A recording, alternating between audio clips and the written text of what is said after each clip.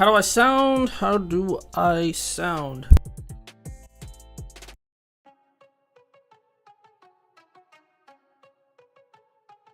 Alright, sounded good to me.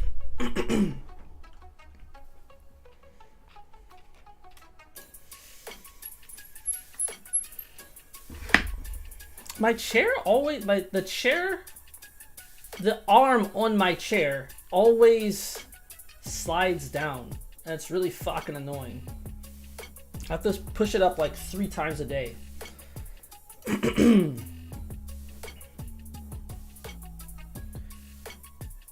Alright, so for today, I had a wacky idea to do, jeez, to do reviews of places as Game of Thrones characters. How are we gonna do that, you say? Well, the way anyone makes their content, ChatGPT. So, but before we get there, I forgot to do one thing last time on the worst moms tier list.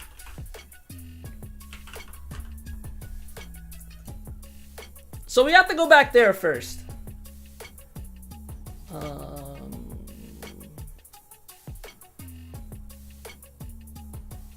Wait, am I logged in?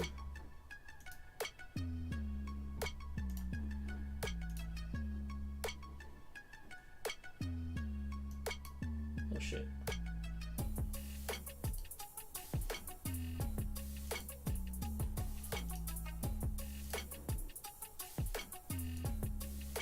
That's a mistake. Is my YouTube chat still working?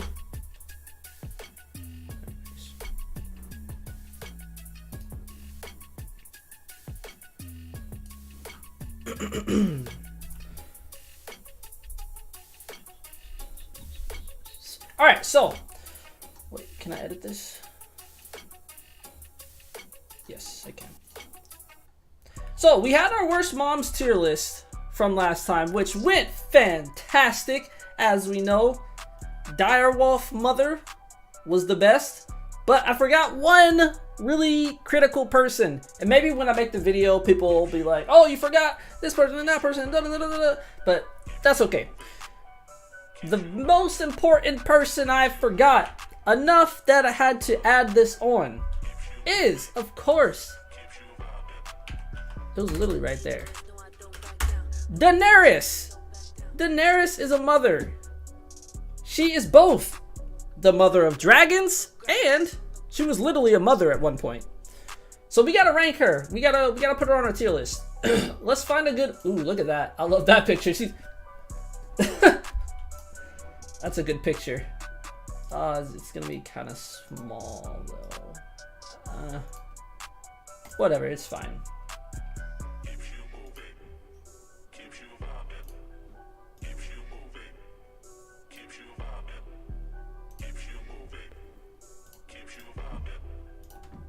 Boom!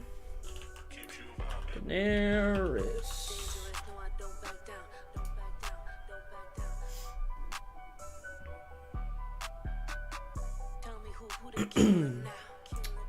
Alright, I just have to save this picture. Or wait, I just did. I need to edit this. I really can't get rid of this one. I wish I could. That's so weird. I guess I just have to create a whole new one. That's fine though.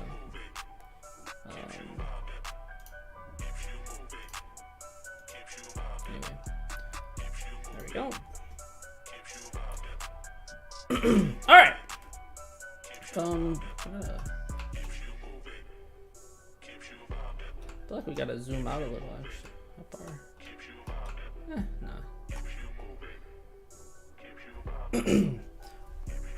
Dude, I'm thirsty today. I gotta stay hydrated. Okay, so I'm definitely not gonna edit this in. Don't give any hints about that. But Daenerys Targaryen, like I said, she is the mother of dragons, and she was literally a mother to her. Did her child actually ever get born? Yeah, it got born. It was just like immensely disfigured. Which by reading Fire and Blood, That was not the first time that has happened with Targaryens, that they looked not just disfigured, but like they had like wings of a lizard and or lizards don't have wings, scales of a lizard and wings of a bat or whatever is that she said. But anyway, so where does Daenerys fall in on here? I think that if we only consider her as the mother of dragons, I think that she's a pretty damn good mom. Pretty damn good mom. Like probably D to F tier. I would probably say, actually I'd say C to D tier, because she was so good to her dragons. Like especially in the beginning, she always kept them fed, she kept them housed. They were her priority, like over everything. She always wanted to get her dragons. If people tried to kidnap them or dragon nap them, whatever, she was like, I gotta get them back. I love them. Like she clearly had and has a very strong bond with all of them, even though we all know Drogon's her preferred favorite, but whatever. I guess every parent has a favorite, right? I wasn't it, as you could probably guess. But anyway, so yeah, she was really awesome to her dragons, of course. Until Meereen. Meereen, there was obviously a lot of issues happening in Meereen to force her hand into shackling her dragons in a somewhat of a dragon pit, to be honest. And that's to say, it was a pit that had dragons in it at this point, but you know, the dragon pit was does it still exist in Game of Thrones? I don't know. I've been reading a lot of Fire and Blood, and the dragon pit was where all the dragons were housed and kept and whatnot. But anyway, so she ended up shackling them there to protect other people from her dragons. Now you could look at it as, oh, she was protecting her dragons as well, because if people saw them as a danger or a threat, like they were causing too many problems, like Drogon was when he killed that child, they could potentially kill them. So maybe you could see it as, oh, she's protecting the dragons as well as the people by chaining them up in the darkness. But I don't know. I feel like I think she prioritized her rule over her dragons, her kids. Because she was like, oh, I want to be a good ruler. I can't have my dragons flying around, burning people, eating their sheep, all this shit. So I gotta, you know, she's not gonna kill them. She's not gonna harm them too much. She chained them up to keep them and others safe. But you know, if she was the best mother of dragons, she would have, you know, been like, oh well, then I can't be queen then. I'll go fly away and be somewhere else where they won't, you know, disturb people. Something, maybe. That's the only, I can see some argument being made like that. So I'm kind of leaning toward, and again, we're just considering just her mother of dragons. We'll get to her kid in a little bit. I would probably put her more in D tier for her being a mother of dragons. Also did not include an F here. This is F tier, of course, from the alliteration. Yeah, I think that's where I'd put her. I'm sorry. I'll put her in D tier, my bad. Yeah, I actually think that's pretty accurate. Like, we're putting her with Catelyn, with Cersei as a mother. I feel like that's pretty good. Like, probably like top of D tier. D plus. She gets a D plus. Or D minus? I guess we're going down. She gets a D minus. That's weird. But okay. So on to her kid, though. So if I remember correctly, hold on, before I say this, because I was gonna say she kind of ended up sacrificing her kid, but she doesn't actually sacrifice him. I think she actually just miscarries, basically. So maybe, you know, I was gonna ding her a little bit on that for endangering her child. But I think she actually more or less miscarried. I think. I'm gonna look it up and see what Daenerys Targaryen, I don't know, firstborn child, something like that. Rhaego, that's right, Rhaego. Let's see. Rhaego. Oh, he was a stillborn after being... See, this is the part that is getting me. And being involved. She definitely put her child in danger by going into the tent while pregnant. But she didn't know that was going to happen. So I don't know if I can ding her on this. I don't know if she was willfully endangering her child. I think it was just... I mean, it was fucking blood magic. Maybe it really wasn't her fault. How much does it say about Rhaego here?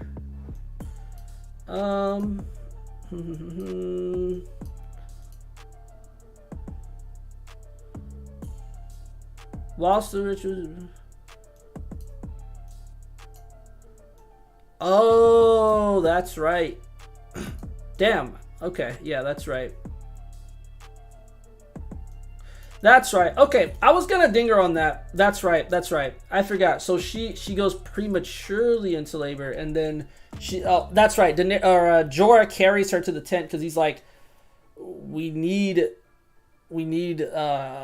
someone to help deliver this baby. So okay, I changed my mind. I was gonna ding her on putting her child at risk. I see the stream title. What the fuck am I? So right now we're gonna get to that later. Right now, I am finishing... I forgot to add Daenerys to this tier list, so I'm adding that first.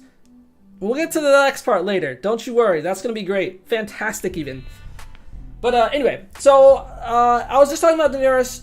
Fantastic mother of dragons. I was going to say to her, like, stillborn son, she wasn't a great mother because she put him in danger. But I think I'm changing my mind on that. I think that largely wasn't her fault. So, we're not going to... Now that I'm seeing what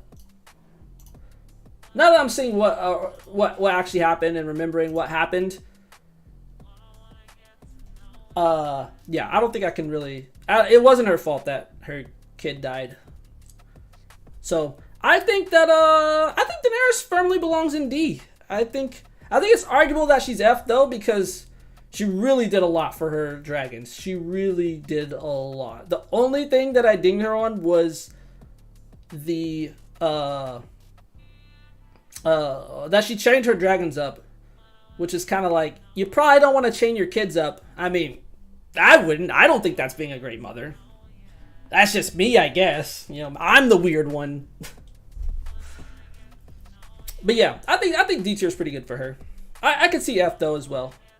But again, no one's better than the direwolf mother. I mean, come on. Hey Emma, how's it going? I was just talking about babies actually. And mothers overall. These are the worst mothers though. You wouldn't be on this list. Yeah, this is a list. I just wanted to finish this off because I completely forgot Daenerys was supposed to be on here. Are there any other mothers? Little dude, I need to get my my stream thing back working where the clips play again at the beginning. Some of the code or something got outdated, so it stopped working, and I never fixed it. But I missed those clips. Those clips are pretty fun. But I was working on it for a few hours one day, and I still wasn't able to get it fixed. So I was like, fuck, let me just do something else. But yeah, I do want to get that fixed. That was fun. Little kids, where are you? Anyway, though, that's all I wanted to do for the beginning. Now we can get to the next fun stuff. Are you ready, kids? I'm gonna get put on a list after this stream, aren't I? All right, so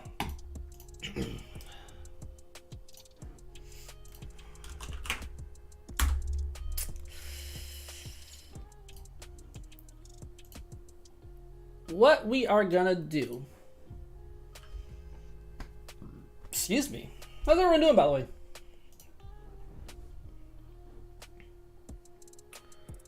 Don't look at that yet. We need that wheel. Here we go. Perfect. So, what we're gonna do? Doing all right? Nothing special? Good. How's your book doing? You mean, last time, this is like 2 or 3 weeks ago. You said you had 1,100 sales or purchases. I guess. I don't know. I guess that's the same thing. I don't know. Regardless, sounded like it was doing really good though. But yeah, so what are we doing today? We are going to randomly, well, I guess we're going to spin this wheel, and whoever it lands on, we're going to take that character from Game of Thrones, of course, and we are going to pick something. We'll create it later, but we're going to pick a place or an event or something like Six Flags or, you know, Disneyland, or even something mundane like the airport, or like in the title, I believe the title says that, Chuck E. Cheese. And we are going to write a Yelp/Google review as that character on that place. But we aren't gonna do it ourselves. We are going to use our good old pal ChatGPT. And then, oh no, oh my god. Sorry, dog is barking at the trash cans.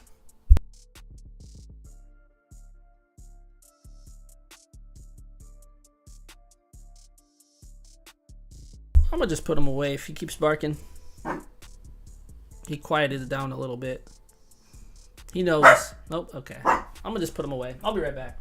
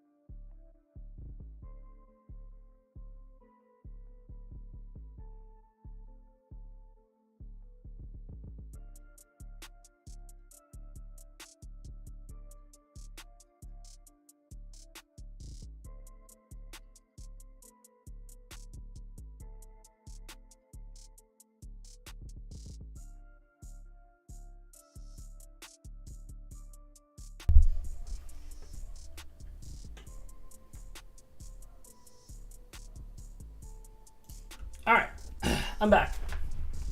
Dog's done. Put him away, not down. Yeah, very successful launch week, but that's about it for the first book. That's all we were really going for. Still getting some sales though, which is pretty good. Yeah, dude. I mean, what more can you ask for? That's really good. How many sales are you up to now?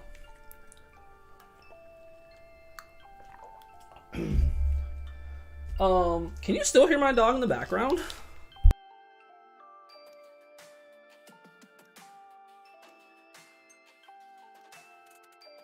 I don't think you can. Anyway, so I think I described what was going on. Last looked still okay, so about the same. So it sounds like it got a good boost from you know, the launch date, but that's great, man. That's 1,100, 1,200 people who didn't know who you are, who now know. So hey, you put your stuff out there. It's all good. Anyway, how do I reset these? Enable. There you go. Yeah, so I think I went over what we're gonna do. So we have the list of characters that we're gonna use. Let's create the list of things. Or let's actually do the one. I already have one already written. Actually, I have a couple, but we'll do the first one that's in the title. Just to give you a little taste of what's going on. So let's see. All right, I did one for Jon Snow as well, but all right. So I just asked ChatGPT to write me a review, being Arya Stark basically, and her first time going to Chuck E. Cheese. So let's see how Arya would like Chuck E. Cheese, and then we'll talk about it and see like how accurate it is and stuff. We'll just see. We'll see how this goes. I've never seen anyone do this shit, so you know, roll with me. Anyway, let's get in the mood. Let's get in the Arya Stark mindset. Not today. I found this place called Chuck E. Cheese. Quite a novelty. It's a far cry from the lands of Winterfell and a world away from the faceless men of Bravos. But there's a peculiar charm to it. The games are a sort of battle, I suppose. Though instead of steel and wits, one must master tokens and timing. The pizza isn't exactly a feast for a king, but the cheese has a certain allure. Still, the animatronic mouse Chuck is a bit unnerving.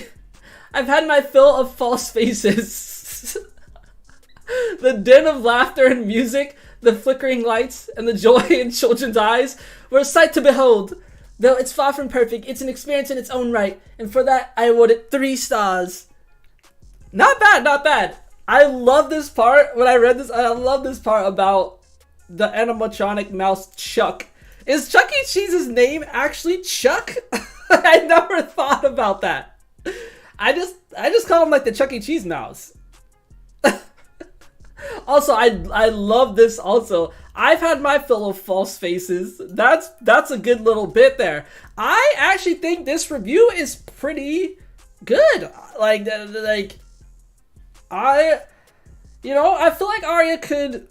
I feel like Arya would probably rate it more closely to like a 2-star. She's a pretty serious person, but hey, if you go with season 8, which I never do, but regardless, I mean, she has fun. She could definitely use some fun. She used to have fun. She used to smile, but not a bad review. I think that ChatGPT did a pretty good job. I mean, I wrote this. Remember that. I wrote all of these. So anyway, that's what we got going on. Yeah, so we have the wheel. I'm gonna make another wheel for all of the interesting. Can I like save this?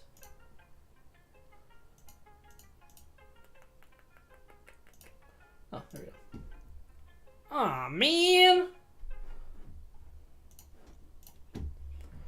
I'm not doxing myself again. You're not getting me.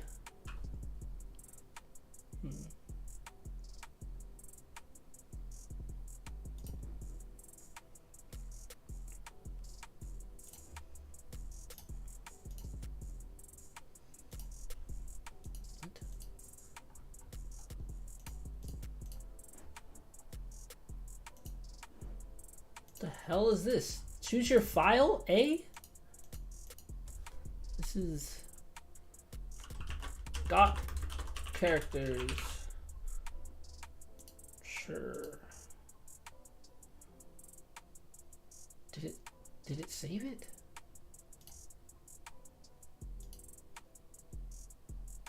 Okay, I guess it did. I don't know. Oh, wait, there's actual tabs down there. Okay, that's even better.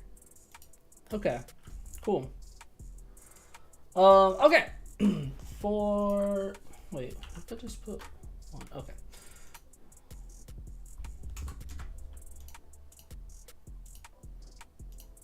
Okay.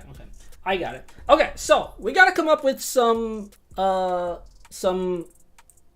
places that we want to see reviews for. I got a couple in mind. So we did Chuck E. Cheese, Six Flags. Anyone ever been to Six Flags? I legit haven't. I added some like fun places, like theme parks. We'll throw in a Disneyland. Oh, also I wanted to throw in I don't know how this will go, but I wanted to put the moon. Yeah, those are the 3 ideas I had. What do y'all think? What places would be interesting to hear about?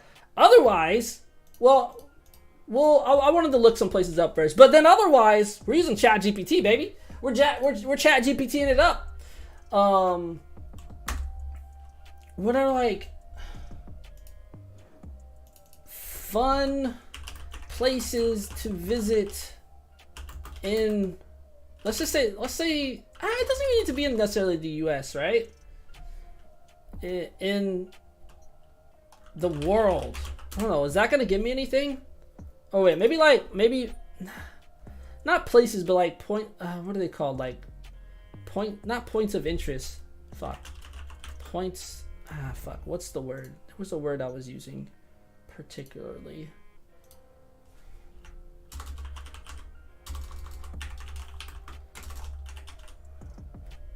Damn, forget the word I was using. Let's just say that. Whatever. Fun brothels? You know, I wasn't thinking brothels, but, and I don't want to get banned. So, hey. Attractions. That's a good one. Fun attractions. Let's see. What attractions we got? We could do something. I feel like these will be kind of boring. The, like, Great Wall of China. Like, there's nothing to do there, really. Right? Except, like, look at stuff. I feel like we want to go. We want to look at places that are like a place where you do something. Maybe okay. Maybe I'll limit it to the U.S. because I don't know.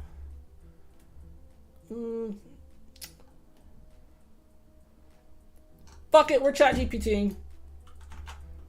This ain't working. Let's see. We'll use 3.5 this time. What are some fun, like I put like Disneyland or Chuck E. Cheese or I don't know, mini golf or something. That's not a bad one, mini golf. But I feel like that's getting a little bit too much into like, I don't know. That's all kind of like the same kind of thing. But I don't know, anything really. Let's see what ChatGPT has to say. Why come up with stuff? Why use your brain when you don't have to? Use an AI brain. I mean, come on. This is what I do for work. No, I'm just kidding. Places to visit. God, I turned off my AC and I am hot already. I really don't want to have to turn it back on because it's loud. I guess I'll just suffer in silence.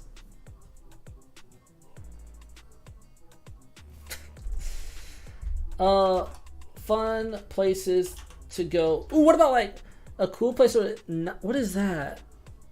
Wait, what is that? I'm literally gonna have to look that up.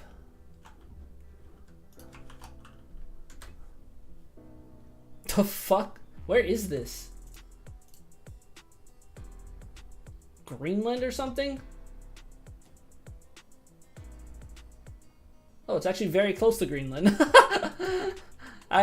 it a part of Greenland actually?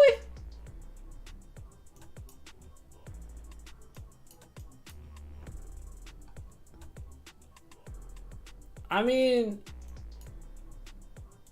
you know what? Let's fucking throw it in there. Let's throw it in the list. Fuck it. I don't know what's gonna happen. I was kind of thinking fun place, like the things to do, but dude, I don't fucking know. We'll see what it says. We'll see how they rate it. They're gonna. Is that a city or a country or what is it? It's a town. Okay, I guess we're gonna rate a town then, potentially. It's gonna be on a wheel though, so we'll see. 30 people, wow, that's nice, huh? Damn. Maybe places would be a good thing to do. Maybe I should do like the Grand Canyon. Fuck it, let's just put it in. I was kind of thinking of places where you like do fun things, but because I feel like that might give a little bit more oomph. But you know what? Let's just try it. Let's just see. Leavenworth? Wow. Wow, this is where I was born. These are all places. Let's see. I feel like. What about? Okay. Also, wait. Actually, I feel like something mundane is not that bad. Also, like an airport. Cause I kind of tried this, but I want to see what happens again. Like Daenerys going to an airport, I think would be really funny because she's like, "What are these flying things that aren't dragons?" You know. So I think something very mundane. Ooh, what about the DMV? Yes. Okay. Oh, that's good. That's a good one. I don't know places where you do things. I know places. I mean, like what I mean is like what I just meant was like I don't know, like Dave and Buster's or like an amusement park or an aquarium. Something like that. Like, you know things? Do you do things? You know, when you go and you do stuff? Although there is Ibiza, which is an island that's in Vegas on steroids. Alright, let's look this up.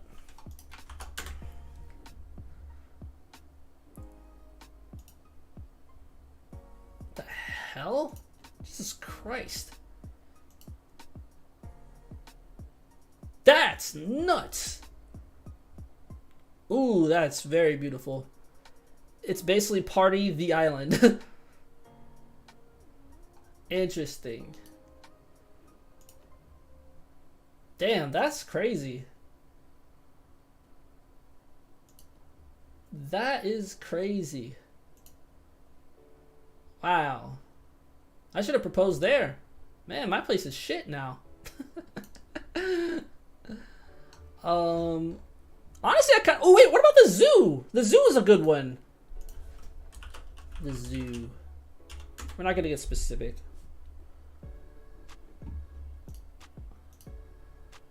Think of some other places like D&B or stuff. Pike Place. It doesn't have to be in Seattle, but Pike Place Market. I'm trying to think. What will we get from there? It smells like fish. Maybe Pike Place is a little too specific. You love Pike Place? I haven't been there in so long. I don't go to Seattle. I mean, obviously you don't, but I don't go to Seattle like almost at all anymore. They tried to get me to come in for work, and I said nope. Will not do. Let's see.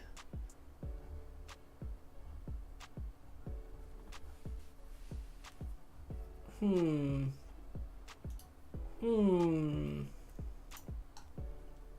a Renaissance fair. That's interesting. Let's do that. I like that. That's good. Because they could be like, everything was quite normal or something like, you know. That could be good. I like the DMV a lot. I think that one would be really fun to do. I feel like we can get some more. Ooh, Comic-Con. I'm down. Is it Comic Con or is it Comic Con? Comic Con. It's Comic. Okay, it is Comic Con. Okay. I thought they, mashed it together. I like that. Ooh, what about the Super Bowl? That's one. That's a thing that people do. The Superb Owl. Also, why did I capitalize Z in zoo? This is getting pretty good. Let's add a few more. Let's see. Oh yeah, I was gonna ask ChatGPT to go to do fun things. Things such as an aquaria, or yeah, I'll say the zoo. I don't know, Comic-Con, an amusement park. How about the TMZ? I'm gonna go out on a limb and say that they wouldn't have a lot of fun there. None of these characters would.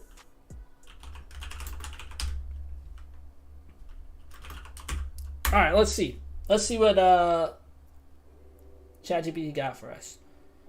What? I've already said these things, bitch. Beaches is not bad. Water parks. Museums. Is there like a really famous museum? I don't know much about museums. Famous museums. The Vatican? I'm gonna get into too many. I mean, yeah, sorry. I know there are famous museums, but I don't know any of them. The Louvre? Is that how you say it? Shit, I don't think I know enough about this shit. I'm not gonna try it. I don't know enough about it. I'm gonna be like, is that right?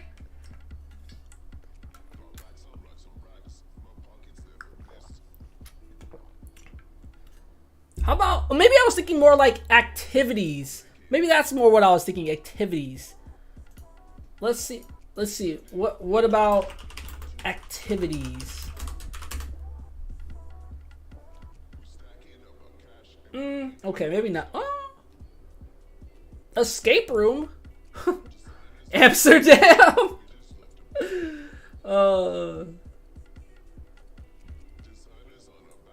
Go-kart racing. Escape room. Should I put escape room on there? Love escape. You know, I actually want to try one. I haven't tried one yet. You know, let's put it on there. Fuck it. I don't know. I don't know how that'll work. I really don't know how that'll work. But we'll see. We'll see. Let's see. Let me look at fun activities to do in the USA. Pretend. Oh yeah, you mentioned that. You mentioned that one. Yeah. Yeah, they seem fun. Dude, where are the activities? I thought that was very phallic. Wait. Oh. I already said the moon. I think that's a good one. That'll be interesting.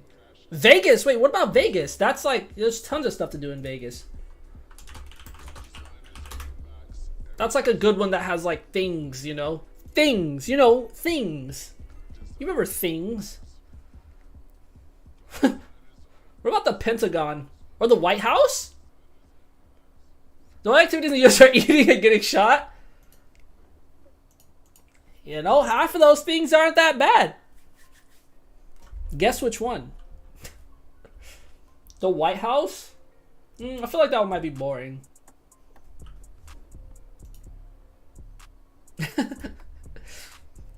You pick. 12. The top 12 things to do. The top 12 things to do. That's a pretty massive thing to say. The top 12 things to do in the USA. A road trip on Route 66. Actually, not a bad point. Okay, take a hike in the Grand Canyon.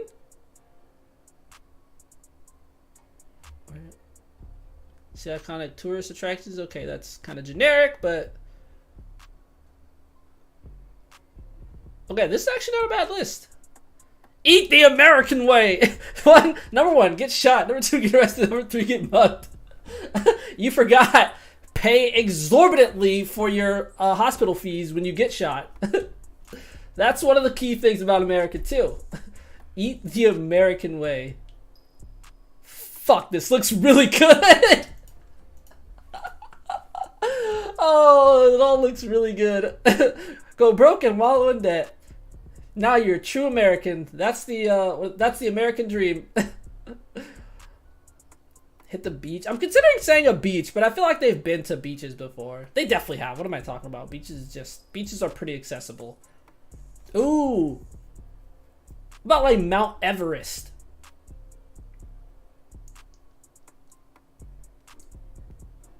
Mount Everest? Fuck it.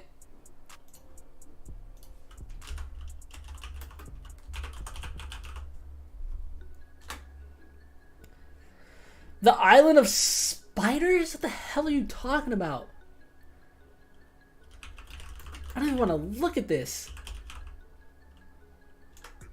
God, look at that. What? Wait, this is in the US. This is in Wisconsin. What are you talking about? There's another one in South America?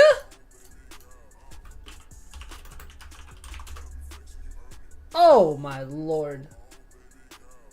We're not looking at that. Oh. Cool. 10,116? What a weirdly... Wait, and then it's 10,117. What? Did they update it with one more? They're like, oh, this one has to make our list of 10,116 things. We gotta increase it.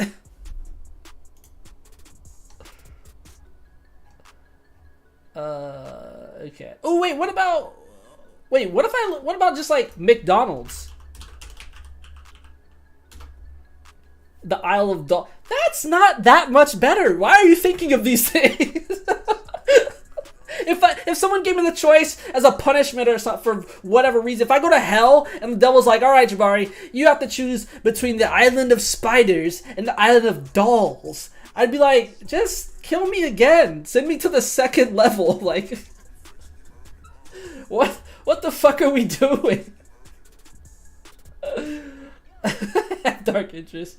Yeah, that's fair.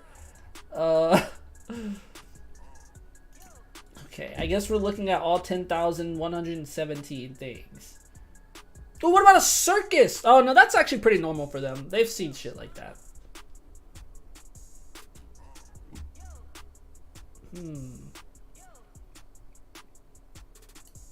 Do kids go to school in Game of Thrones? Are there schools? There have to be, right? They don't? That's actually kind of interesting. You would think there might be at least like some place where something is taught somewhere. That's actually kind of interesting. Not even like there are daycares, or not daycares. There's like, there's foster homes. I guess we saw one foster home, right? Zoos are still a relatively new thing. Huh. I mean, there had to be like maybe not like a school where like all the kids in a certain area go there and they like learn this curriculum and stuff like that. But like I feel like there has to be like in history, you know, oh, you know, go to Sally's house and, you know, learn something today. You know, something like that. Where like, you know, maybe a few kids will come over and they'll teach them how to bathe. Wait, maybe adults shouldn't be teaching other children how to bathe.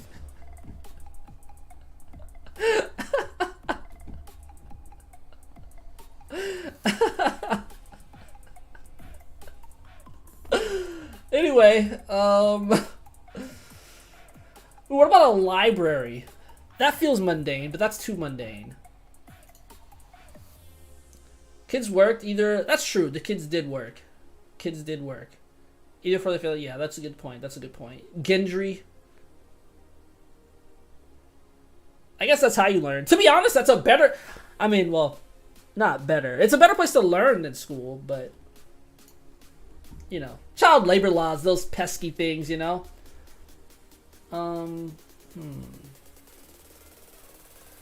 There's pictures from the early mid 1900s of 6-year-old chimney sweeps. I'm sure they lived long, happy, and healthy lives, right? No asthma, no popcorn lung, no nothing, right? Damn, why am I just like, I'm sorry, I'm kind of distracted. I was actually just looking at those things. I was genuinely just looking. We need a few more things. Wildlife watching.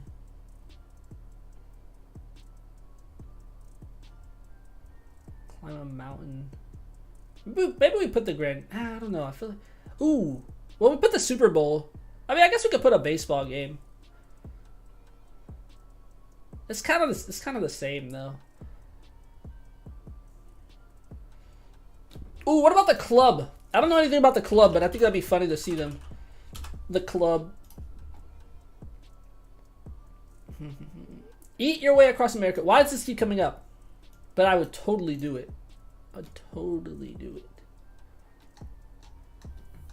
Wait, I feel like... So if you remember a long time ago, I did this weird thing where I made Twitter posts every time I died in Hollow Knight. About like I made good posts about bad things. Or conventionally bad. They're not really all that bad, but... Well, except for Comcast.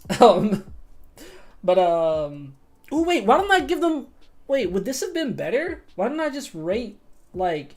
Instead of places, why don't I just rate, like, businesses like I did that time? Maybe that's better. I'm just gonna put Comcast on here. I know it doesn't fit that well, but I would really like to see fucking, I don't know, Davos give a 1-star rating to Comcast.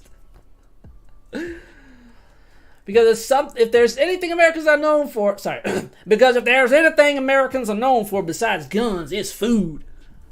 How's that? Anyway, what's a place that everyone hates? School. Maybe I could put school on here. High school? Nah. I don't know. That one's not bad.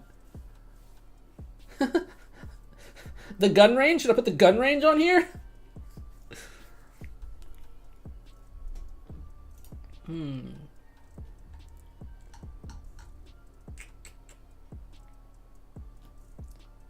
What if I put they look at Twitter for the first time? How would that, is that dumb? That's almost dumb enough to be smart. Fuck it. Again, I have no clue how this shit's gonna go, but should be fine. Alcatraz? Should we have them visit Alcatraz? Disneyland, San Diego Zoo, which I did not get to go to. I did go to Balboa Park though.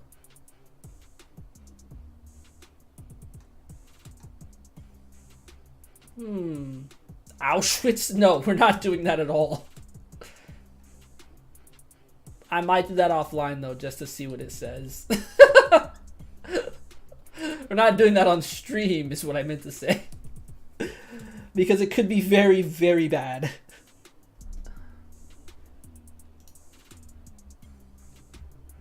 I already looked at this one. Okay, we might just roll with this. This is pretty good. How many do we have? We have 18. Let's do 2 more. Let's add 2 more. We can do that, right? I was thinking like maybe like Coachella, but I already put the club.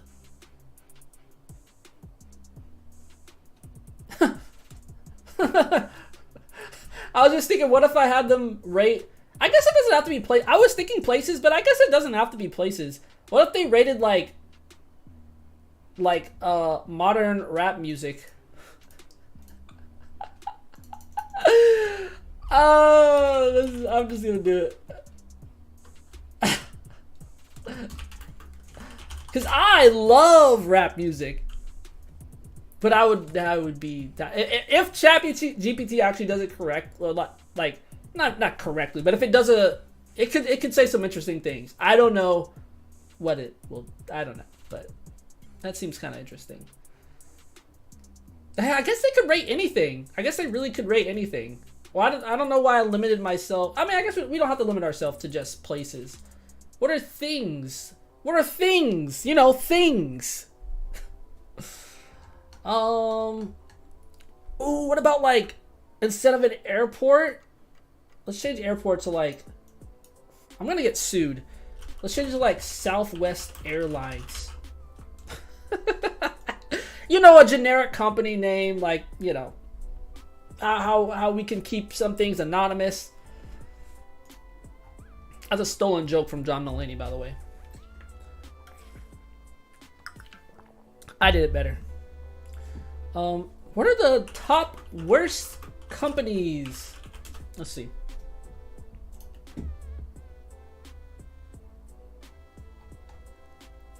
Okay, they're not doing that. United, Facebook, CenturyLink, Monsanto? What the hell is that? Oh my god! I watched this new Netflix special. It was great, but not, dude. Right? I wasn't expecting that either. Like I was pretty.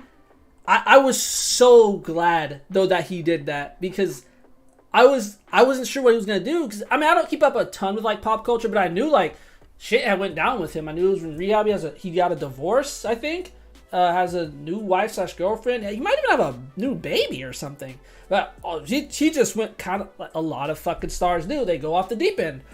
And I was like, I wonder how he's gonna address that. And then he didn't at first. And then at the beginning, at the end of his intro, he made that like weird animation thing. And I was like, oh, that might be it. I hope it's not it, but that might just be it. That might be the response. There's a lot of people don't, even comedians, like, yeah, he's a new kid with an actor. Yeah, which is wild. But a lot of people, even comedians, sometimes don't like talking about shit like that, you know. But he was like, no, I'm not just gonna address this head on. I'm going to dive into it. Like, we're gonna fucking learn about this shit. And it was fascinating. It was deep, and it was hilarious. Like that is my favorite special by him for sure. Like it was so good. It definitely felt kind of like, yeah, kind of like how Bo Burnham's Inside felt. Like he like grew up some and like learned something and like expressed it to people in a way that we can't really say that well. And like I don't know anything about like drug use or definitely not rehab or anything like that. So it was interesting from my perspective to see like, oh, like this is like what it's like what he has to go through, and obviously it was in a funny way and stuff. But it was really interesting to see like his mindset and everything, of like addiction in general, like all that stuff. It was I really vibe with it. Yeah. Ooh, Uber. Let's make him take an Uber.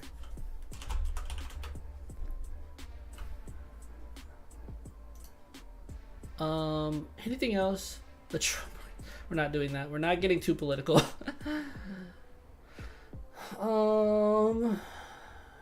EA. Okay. What if I play Call of Duty for the first time? Okay, this list kind of got ridiculous, but hey, what are we here for if not for ridiculity? Ridiculousness? Anyway, I think we go ahead and roll with this. God, I'm really fucking hot.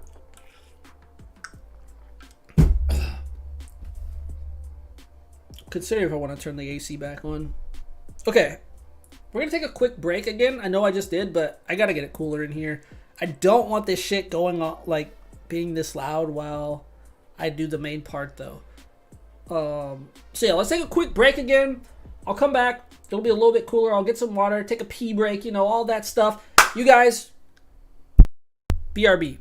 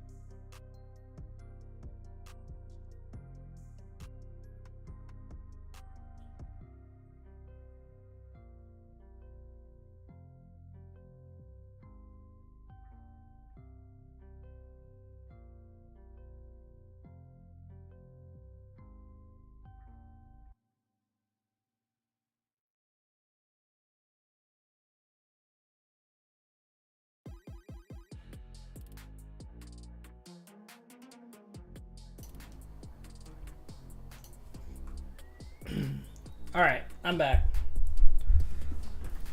This song's called Low Mana. I've been playing League a lot recently, by the way. I am still only... I made it to Plat 2, then I dropped back to Plat 4, then I went to Plat 3, then I dropped back to Plat 4. Fucking League, bro. Alright. Let's name this wheel. Gotta save the wheel. Places. Things. Things! That's the theme of this. Things! Alright. Yeah, seen you on there. Let me know if you ever want to do some duos. What rank are you? What's the rank limit thing?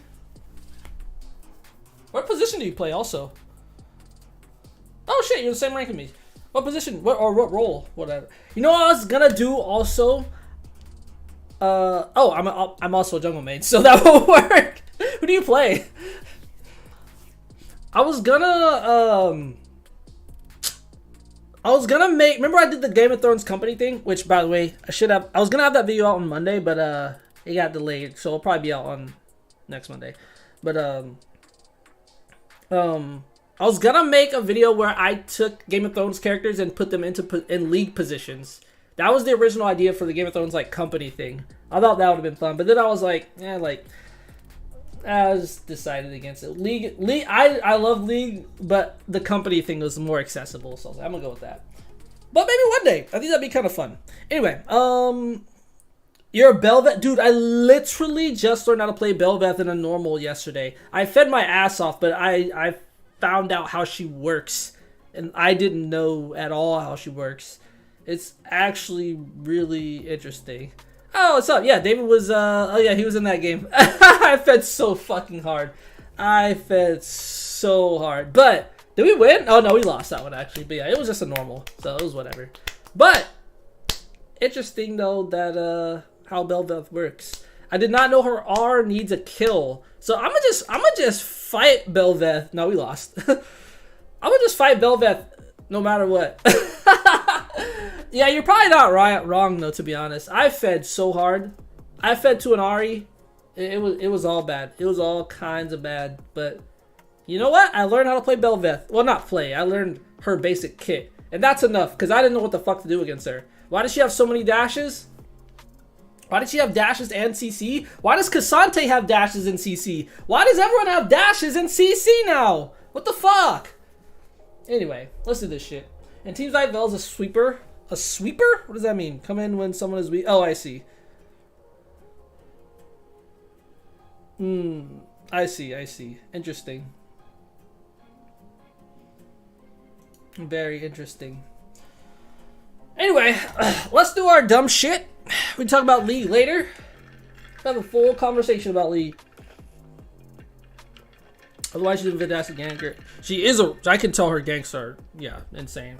And so, yeah, she actually seems really broken. Like, if you play her well, like, if you use her ulti well, she seems really fucking strong. Anyway, let's do this shit. Let's actually just create a new one. Do ChatGPT 4.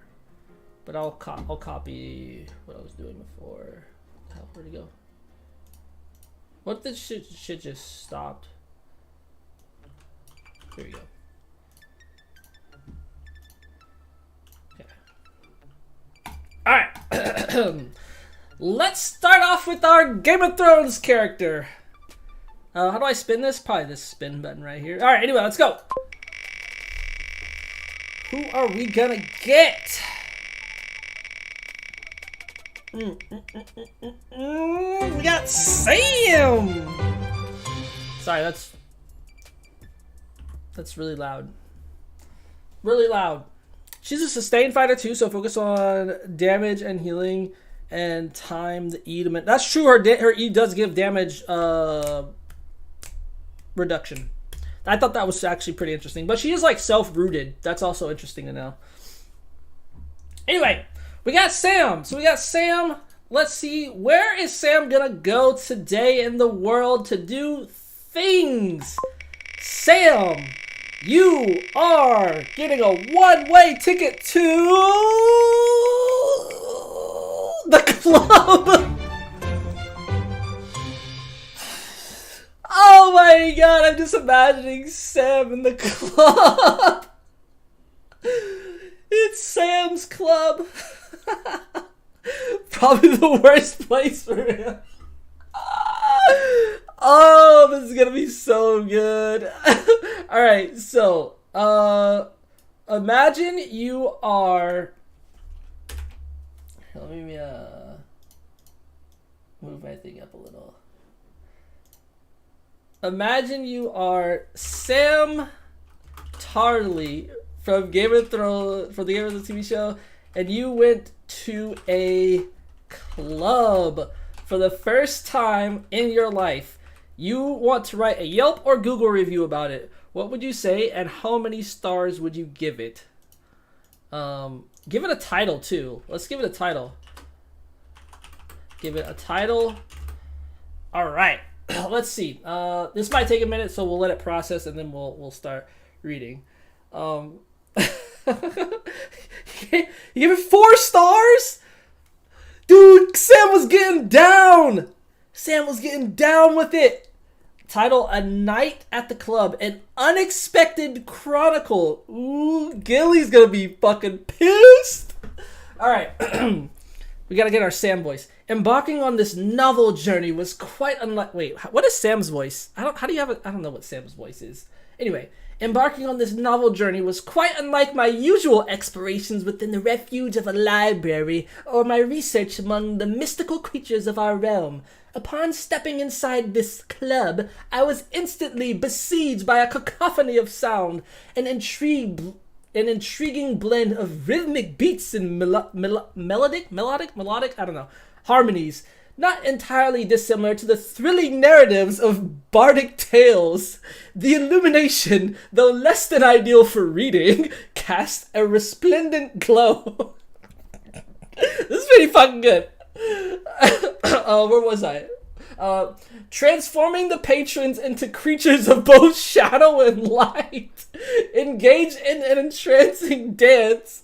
I found the assortment of beverages quite delightful, and the staff, akin to a well-run maester's council, handled their roles with efficiency and grace. While the atmosphere was undeniably intense and at times overwhelming, I must say that it offered a unique glimpse into a world vastly different from my own, and for that, I reward this establishment with 4 stars.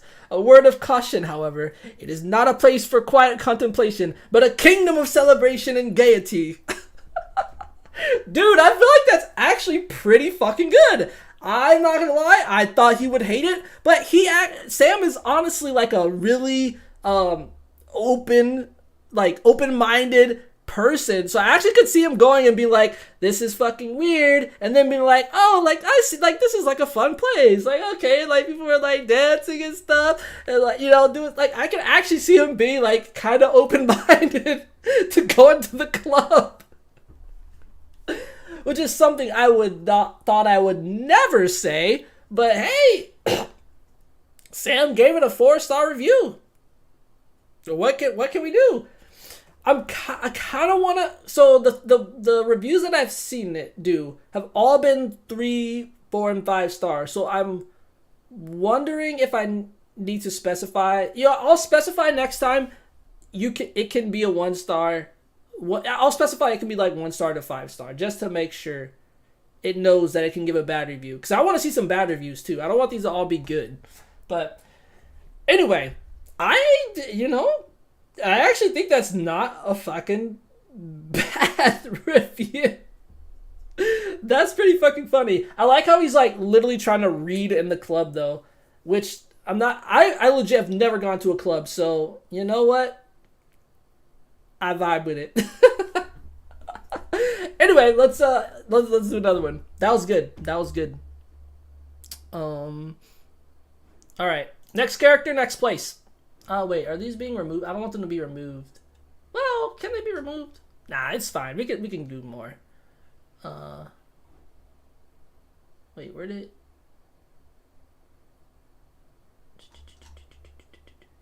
He's still in here, right? Is he gone? Oh, no, he's there. Okay, cool. All right. Round Round 2, baby. Let's see what we get. Oh, we do get Davos. All right, Davos Seaworth. Where are you headed today? God, this spin takes fucking forever. All right.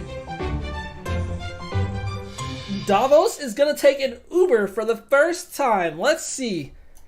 I feel like he's gonna give a pretty good review. We'll see though. Imagine you are Davos Seaworth. That's his last name, right? And you took an Uber for the first time in your life. Maybe I should say, no, this is fine. I was gonna say about your driver. Oh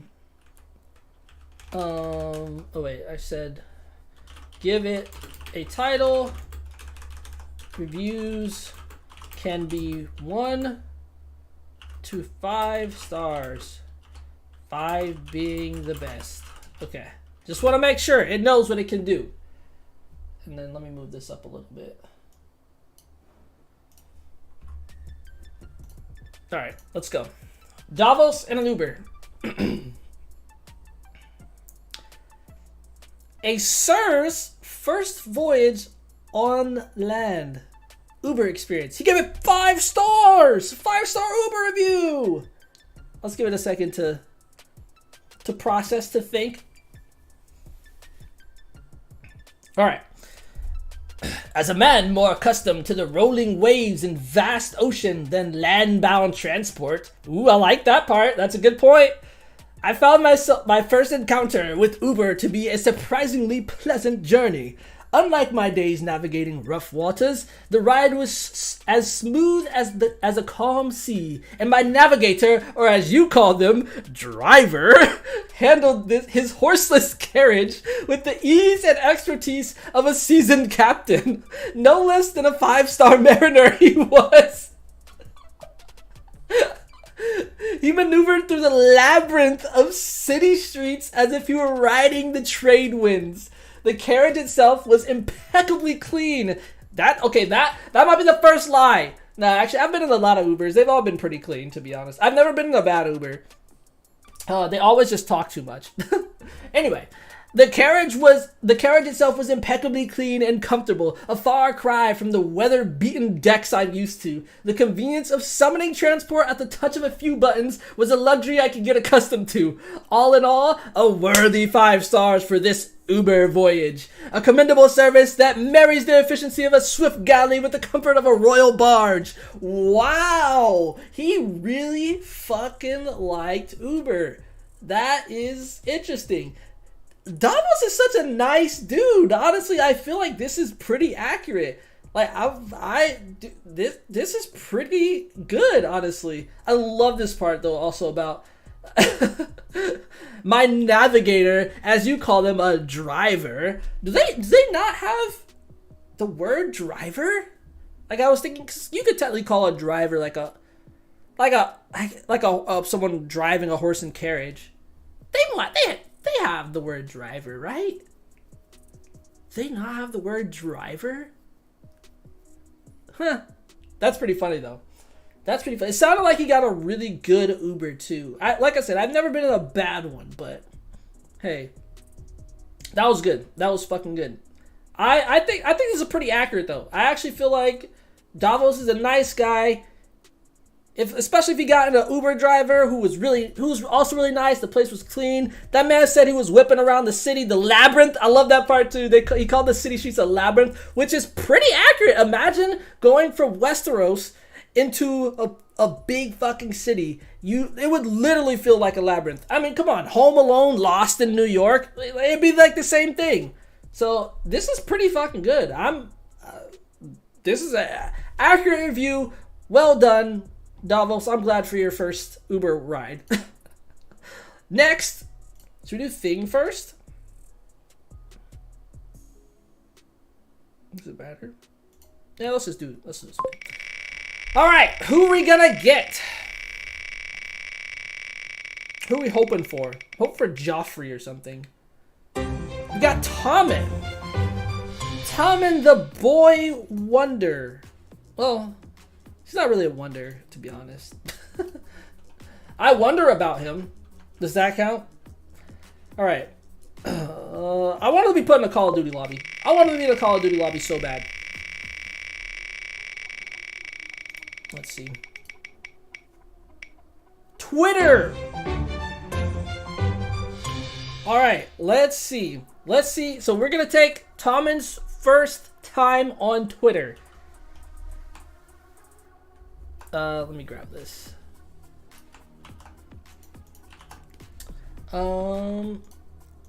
Imagine you are Tommen Baratheon. I wish we had like a goal or something. Maybe we should try to get...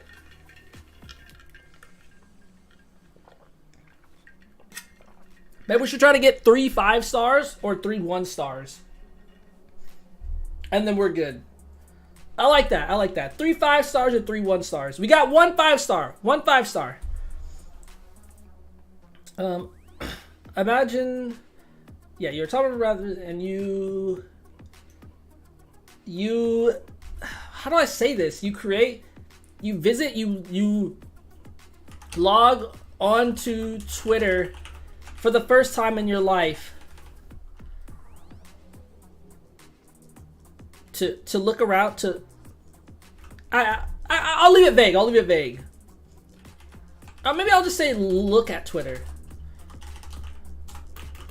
Look at Twitter for the first time in your life. You want to write a Yelp or maybe I should say, you know what, instead of this, nah. I was gonna say what he should write it. He should tweet something. Nah, it's fine. It's fine. What would you say and how many stars would you give it? Reviews can... Yeah. Alright, he's going to give a review for Twitter. Alright. Sort of the bottom. Let's see. Title. Let's give it a second. Title. A young king's dive into the Twitterverse. He gave it 3 stars. That's not great. That's not great. You know, honestly, I feel like stars for like food places don't even really go from 1 to 5. They more go from like 3 to 5. If I see a 3-star place, I'm not going there for the most part. Unless like it's for, there could be some other reasons. Like I heard someone say if an Asian place has 3.5 stars, you should go there because it's authentic enough where like Americans don't really like it because of like the authenticity. But it's not bad. So the actual people who know how to like, who actually enjoy that food actually rated that highly. I thought that was an interesting point. Anyway, all right. Tommen's review of Twitter. Entering the world of Twitter was like walking into the small council chamber. A whirlwind of voices, opinions, and fragments of news, both local and from the furthest corners of the world. There's a certain rhythm to it. Each tiny message akin to a small bird whispering a secret. Oh, we got little birds on here. Oh, wait, it's Twitter. Whoa, wait. Twitter? Oh, man, what if Varys... Oh, that would have been interesting. Varys as the head of Twitter. Anyway, got distracted. There's a certain rhythm to it. Each tiny message akin to a small bird whispering a secret. I found it quite useful to keep updated on matters of the realm with valuable insights, occasionally peeking through like rays of sunlight. However, the noise can be overwhelming, the discourse at times harsher than a King's Landing winter. I feel like that should be more like a North winter. King's Landing doesn't... Does King's Landing see that many winters? I think it does still. Yeah, it still does. But regardless, he's never been to the North, so I guess he wouldn't know. So actually that's pretty accurate. As with a council meeting, one must discern the true wisdom from mere chatter. It's a place of freedom where even a king can listen and learn, but also a reminder of the vast divide between people and their understanding. For its utility and potential for connection, yet acknowledging the often tumultuous exchanges, I would give it a 3-star rating. I feel like this is actually a little too wise for Tommen. It feels too insightful. I feel like he would be like, I don't know, I feel like he would be a little bit more just like, I didn't really have fun here. But this wasn't bad. It was interesting, but Yeah, I don't know. I don't have too much else to say about that except for the King's Landing bit. 3 stars though. That's pretty high for Twitter, I'd say. I don't even use my Twitter anymore. Alright, let's go again. Let's do things first for fun. Things, everybody! Yes! Yes! The DMV, I wanted this one, yes! Who is going to the DMV? Who the fuck has to go through this horrendous experience? It's called the DOL in some places. Oh my god. This is gotta be fucking good. Daenerys going to the DMV for the first time. I gotta see what this is like. Daenerys Targaryen. And you went to the DMV for the first time in your life. Should I say like to get a, I don't know, to get a drive, let's just add on to get a driver's license. I just want to be like a smidgen more specific, just so it's not like, oh, I like generally went there or something. You went to the DMV for the first time in your life for a driver's license. How do you spell license? There we go. You want to write Yelp, what would you say? All right. Let's see. Daenerys DMV. Let's see. Let's see. If this is not a 1 star. No. It's 2 stars. A Dragon Queen's tryst with the DMV. What the fuck does tryst mean? My experience at the so-called DMV was as perplexing as a night in Koth. Accustomed as I am to the immediacy of dragon flight. I forgot she has dragons. The wait was a test of my patience, rivaling the siege of Marine. Oh my god. Though I understand the importance of ensuring the competency of carriage operators, the system's inefficiency seemed more draconian than my own rule. She's just bashing herself. The workers, though not entirely unkind, moved with the urgency of the unsullied in repose. Wait, does that... Wait. So the workers moved really fast? I was thinking not. What does repose mean? We won't put this in the video, so I gotta look extra smart in the video. And a state of resting after exertion or strain. Oh, wait. So she's saying they were slow. Or were they fast? Fuck does this sentence mean? I feel like that means that they move slow. Wait. Yeah, if you're after you're resting, you should be slow, right? I think she just insulted them. Too big brain for me. I admire the dedication to the law and safety, but would have welcomed a more streamlined and swift process. The cryptic scrolls of documentation required were almost as confusing as the prophecies of the House of the Undying. For its dedication to order, lack of efficiency and simplicity, I grant this establishment 2 stars. Even a dragon queen, it seems, cannot command time to move faster in the halls of the DMV. Oh, dude, that's so good. That's so good. Oh, I don't have anything else to say about this. This was all I fucking needed. That is beautiful. I mean, this, like, the pompousness of Daenerys, the mention of dragons. I mean, this is warranted. I thought it looked like it was. I'll say she. It looks like she was thinking to give it 1 or 2 stars, and she gave it 2. She ended up giving it 2. So we're still at 1 5-star. We got 1 5-star. We got all stars except for 1.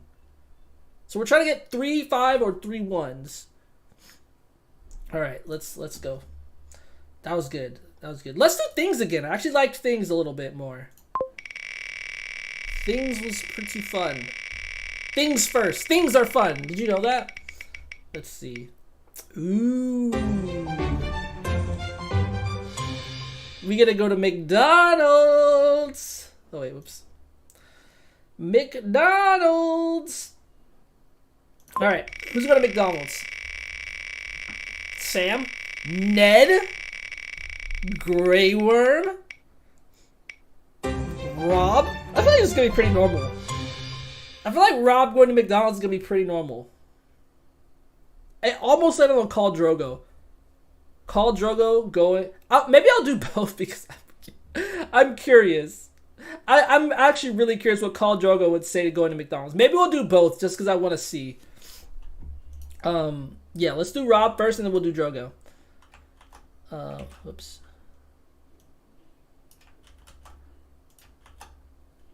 Imagine you are Robb Stark from Game of Thrones and you went to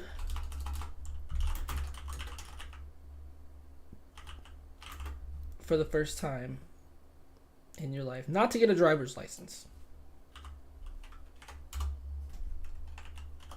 Alright, Robb Stark, let's see. A Northern Lord's foray into fast food. Dude, ChatGPT is goated. He gave it a 3-star. No, I love McDonald's. No, Rob, why? Why? Alright, we gotta give it a minute to see. Actually, I go to McDonald's like once a week because that's my reward for going to the gym. I just get a little bit. As a Stark of Winterfell, my palate is more tuned to hearty stews and roasted meats than the fare offered at this McDonald's. I found the speed at which the food was prepared and served quite impressive, akin to the swift dispatch of orders on the battlefield. However, I must confess, the taste of the Big Mac did not quite satisfy as good as the Northern Ale and Nuggets. Wait, I'm sorry. Did not quite satisfy as a good Northern Ale and venison might. There was a peculiar uniformity to every item I sampled, from the fries to the nuggets, a consistency I suppose some may find appealing. What is he talking about? The staff were courteous, although our interactions were brief, much like a small council meeting with only minor issues to resolve. He wouldn't really know that because he's never been king or been a part of the small council. But he might know just from knowledge. For its convenience and consistency, yet lack of robust northern flavors, I award this establishment a rating of 3 stars. Honestly, these are, I thought I would not like a lot of these, but these are pretty good. I thought I would disagree with more of these, but this is pretty good. Rob being kind of pompous about the North, that's a pretty northern thing to do. Like, that is... I could definitely see Rob saying this. Now, what the hell is he talking about here? There was a peculiar uniformity to every item I sampled, from the fries to the nuggets, a consistency I suppose. What does that mean? Do people think McDonald's is like, do the things taste the same? Like, what the hell does that mean? There's a peculiar uniformity to every item I sampled. From the fry... What does that mean? Does everything taste the same? Was he just saying this shit tastes bland? I don't know. That was interesting. But dang, wait. So hold on. He got a Big Mac, fries, and nuggets. God damn, Rob was eating, bro. Oh man, yeah. Actually, I feel like that was pretty good, pretty accurate. Let's do one for Drogo. I think we got. I just really want to see what Drogo would say about McDonald's.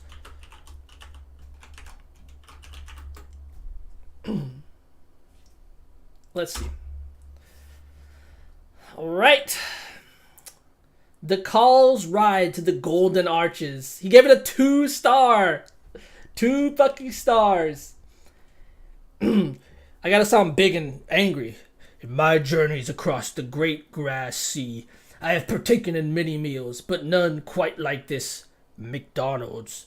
I ventured under the strange golden arches and was met with meals presented not on platters, but in small boxes and bags, on an odd sight for a call.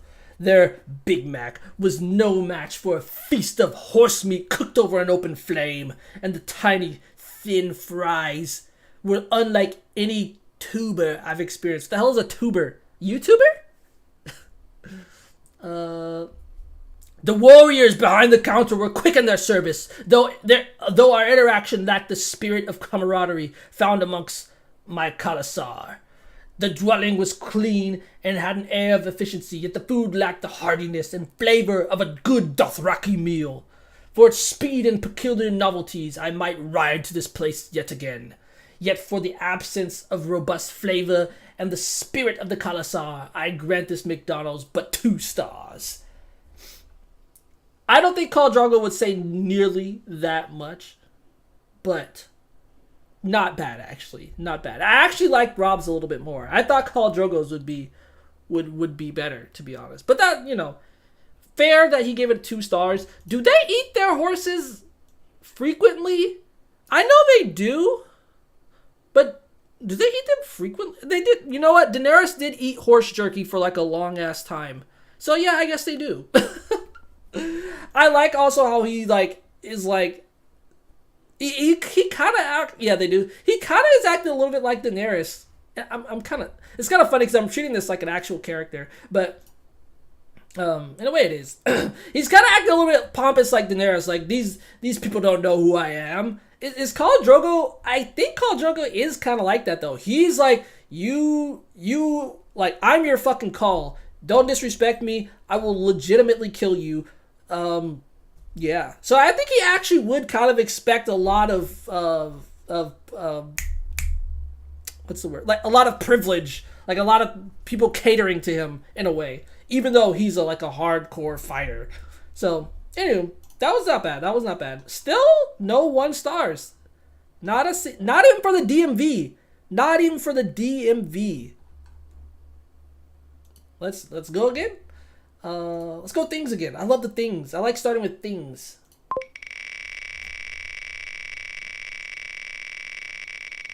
Why did I put modern rap music?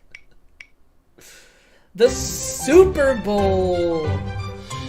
All right, let's see. Is that too loud, by the way? The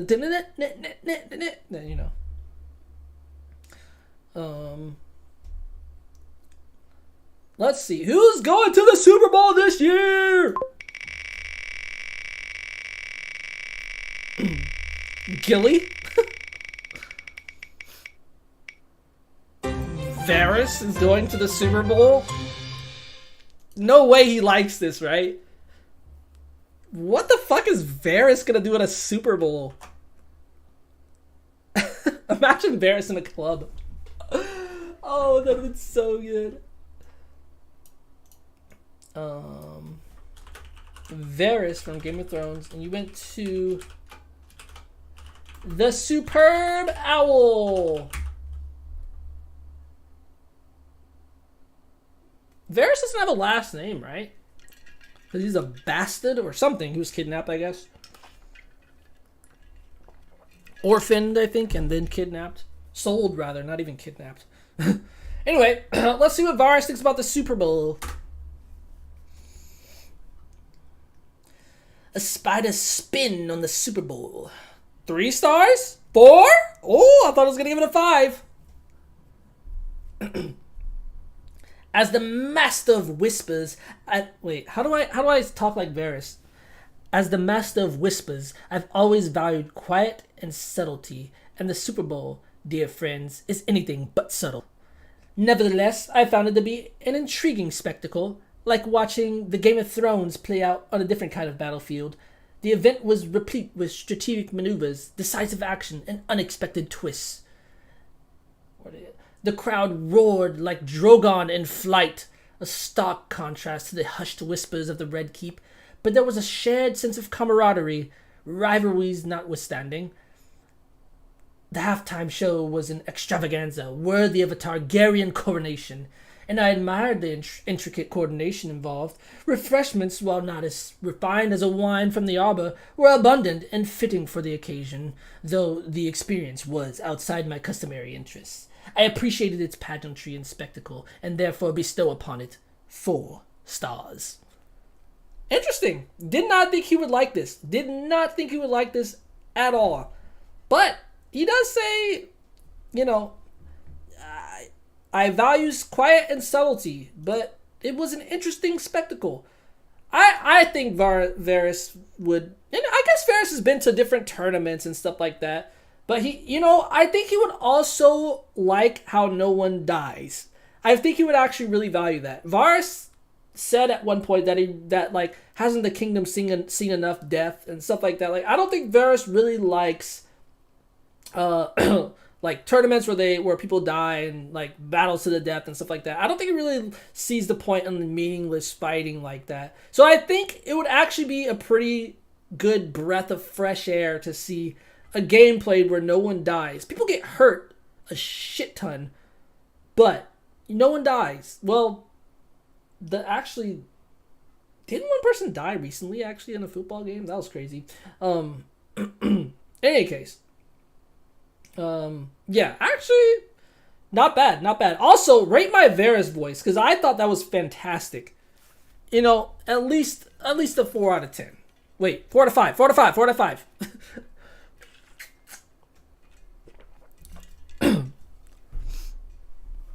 We still only have 1 5-star. Damn, we might not make it. We might not make it to 3. Yeah, I mean, shit. Let's just keep going. Let's get some more reviews in. Things.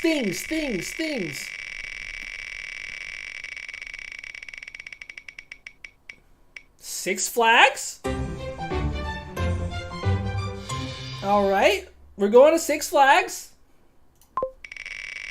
I love this wheel. Also, the sound is very nice.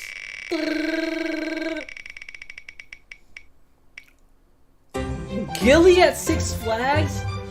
Dude, she's gonna have a blast! Let's say she takes her kid too.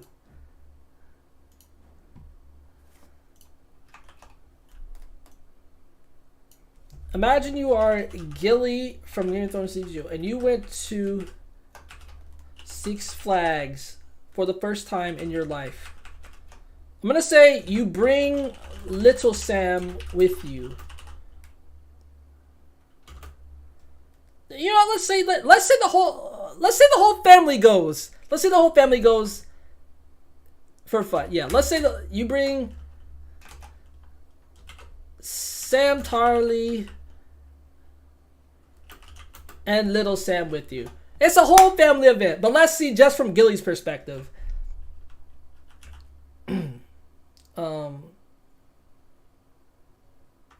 Let's do it. A wildling's whirl through the Six Flags wonder. 1, 2, 3, 4, 5! Oh, we got another 5-star! I'm not surprised though. I think Gilly, this is such a stupid thing to talk about, but I think Gilly would love it at Six Flags. Having been raised beyond the wall where fun was scarce, I don't know what kind of accent I'm doing, I found Six Flags to be a true feast for the senses, full of sights and sounds as fantastical as any tale from one of Sam's old books. It was like a fairy tale brought to life with towering rides that rivaled the wall in their height and grandeur. The whirl and rush of the roller coasters felt like soaring on a dragon's back, while the gentler rides were perfect for little Sam, who clapped his hands with joy. Ah, Sam Tarley, ever the scholar, seemed to marvel at the mechanics of the rides as much as their fun. The staff were as kind as the brothers of the Night's Watch. Okay, a bit more on that later. And the food, while different from our simple fare, was plentiful and enjoyable. For the joy it brought to my family and the magic of the experience, I would not hesitate to give Six Flags the full count of 5 stars. Oh, dude. I genuinely think she would have a fucking, like, fantastic time. Gilly has seen so much shit, bro. Gilly has been through so much bad shit. Like, imagine her having even a little bit of fun. And that's not to consider just Sam. But anyway, what was that thing she said? Oh, right. The staff were as kind as the brothers of the Night's Watch. Now, that part I don't think is accurate. I don't think Gilly would say that because she saw what happened to all of her sisters and mothers, maybe daughters even, when brothers of the Night's Watch went to Craster's. Like, she saw there's a lot of terrible people in the Night's Watch. But she knows some are good, but she definitely knows there are plenty who are bad. The Night's Watch is not a nice place at all. It's really not. And like that, they made that very clear in like episode 2 when John went there. It's not. It's noble if you go there willingly. It's adventurous. It's necessary. But it's not a nice place to be at all. And it's pretty terrible all around, to be honest. So yeah. Interesting take on that. But all right, we got our second 5-star rating. Beautiful. Yeah, I don't think there was I thought it was interesting that it said, that she said, Sam was marveling at the rides, and little Sam who clapped his hands with joy. I can just imagine that. All right, next.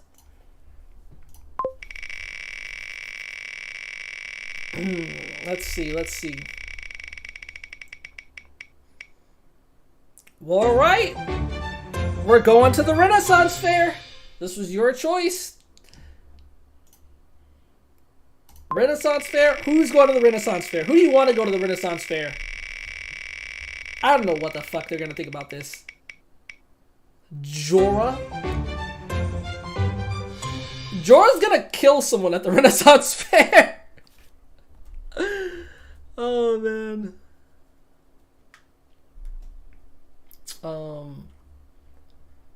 Trying to see. Are there enough evil characters on here?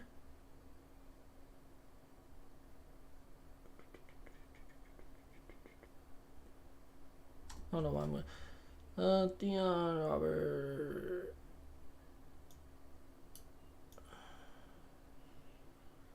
Nah, people at Renaissance Fair are happy and having fun. Jorah's an asshole. I guess that's fair. I'm trying to make sure I have some good characters on it, because I think we hit all good characters so far, and that happened last time as well. It would be nice to... Maybe we'll just do someone like... Is Joffrey on here? Yeah, Joffrey's here. Hey, maybe we're just getting lucky. Or unlucky? I don't know. Anyway, let's do Jorah. Jorah of the Andal. Oh, wait, whoops.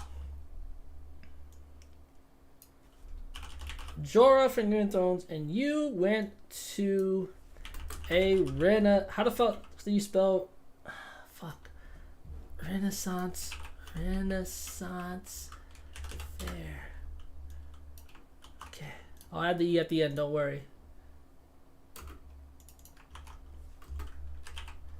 For the first time. All right. Do I need to say a Mormont?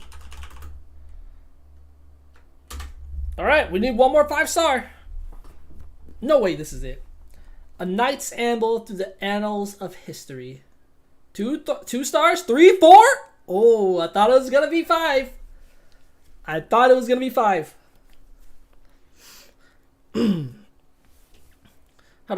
Jorah voice. You know, I was actually gonna try to find like an AI text-to-speech that could synthesize other people's voices. They exist. It would have taken a little bit of time though. And I was going to do one for each person, but since I had so many options, I was like, that's going to take forever. So I decided not to. It would have been cool though, right? Anyway, stepping into a Renaissance fair was like embarking on a voyage through time. Oh, also, random side note, there's this show called Silo that I'm watching right now. Pretty fucking good, by the way. And Jorah is in it. And I couldn't tell because he acts so different. But anyway, stepping into a Renaissance fair was like embarking on a voyage through time. Is it? It feels very similar to his. Anyway, a vivid replica of eras I've only read about in ancient books or heard in the Song of Bards. I watched a trailer of that. Didn't realize it was out already. Yeah, it's out. It's out on Apple TV. It has Jorah in it. It has Jessica, I think is her name, the mom from Dune. I think those are the two. Oh, it has Ann Perkins from Parks and Rec. Rashida Jones, I believe is her name. Pretty good actually. Pretty interesting. A little slow, but it has a pretty good pace. Interesting story. Dystopian society kind of thing. It's like nothing too, like it won't be anything super unexpected, but it's got an intriguing mystery and stuff like that. Why those places like it is, and stuff like that. But anyway, where was I? A vivid replica of eras I've only read about in ancient books or heard in the songs of bards. The aesthetics, though a far cry from the rugged beauty of my homeland, Bear Island. Does he think Bear Island is beautiful? I don't know. Bore a certain old world charm that was captivating. The jesters reminded me of the mummers in King's Landing. What are mummers? I have seen this. Is it like a jester or something? Am I gonna get banned for this? What is a mummer? I saw it was like a mime or something. They're actors. Oh, okay.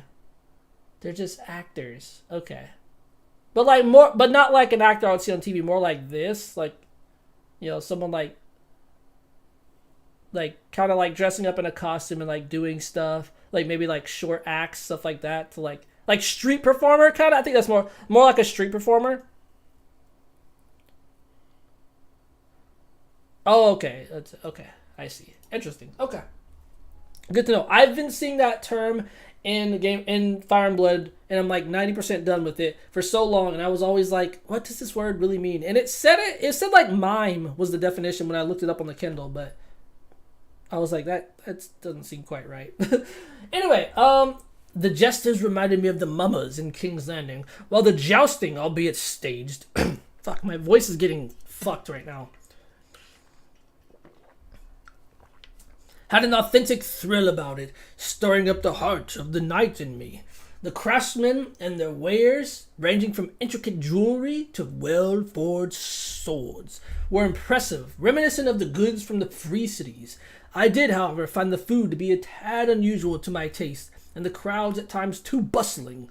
Nevertheless, for the authenticity of its representation and sheer nostalgic allure, I would give this Renaissance fair a rating of 4 stars. Mummers is an archaic word, but it's pretty much any sort of performance entertainer as far as I know. That makes more sense. I think that seems accurate. But yeah, it's definitely archaic.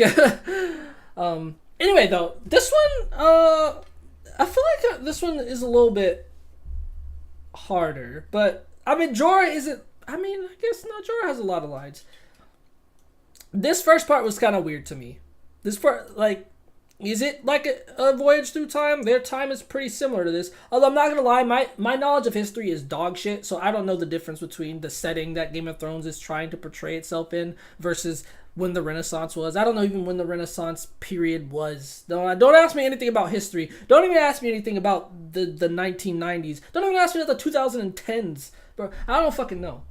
Anyway, yeah, also, I really don't know. Is Bear Island known for its beauty at all? Let's actually look that up. I really don't know.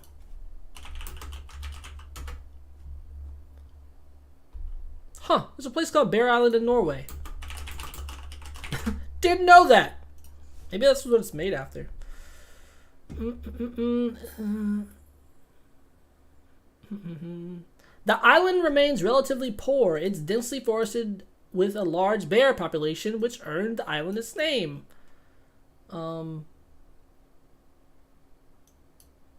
Oh wow, in a wrestling match.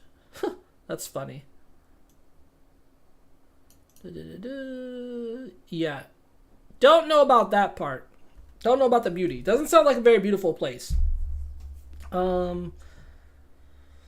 Interesting. Yeah, I mean, I don't know if I have too much else to say about it. I mean, it seemed like he had fun. Good for you, Jorah. Good for you. Yeah, I think it seems reasonable. It seems like a reasonable. I didn't feel like leaving it at that, but yeah, I don't know. It seems like a reasonable thing you would say. I don't know. Other than the first two things, I can't really think of anything else about it. I could see him enjoying it. I could see him. It sounded like he thought it was a little bit weird, but he was just like, he's not gonna be like Sam and be like super nerd about it, I guess. Anywho, let's do more things. What was that? 4 stars? Yeah, we need one more 5-star. Ooh, we're going to the zoo. To the zoo. Who is going to the zoo? Joffrey would torture the animals. Cersei wouldn't even look at them. Arya might like play with them. Grey Worm? He's named after an animal. Maybe he'll like it. Oops. Grey Worm. Imagine you are Grey Worm to the zoo. All right, let's see. Let's see how much Grey Worm likes the zoo. Oh, I might have to restart it. It's thinking really hard. No! This is for content, though. And I'm paying for this.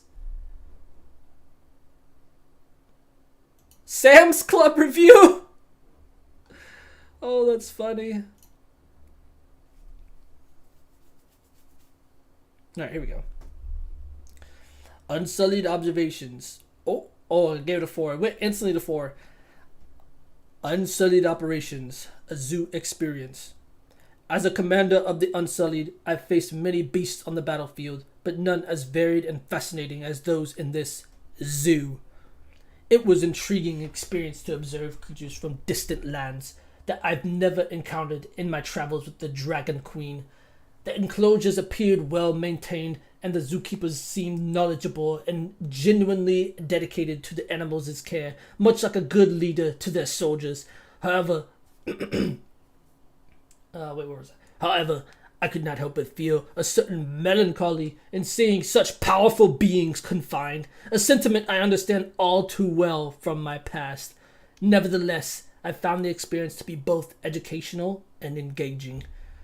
I kind of went British there a little. A valuable opportunity to appreciate the diverse life of this world. For these reasons, I grant the zoo a rating of 4 stars, though my heart wishes that someday all creatures may roam free. Damn, that was deep.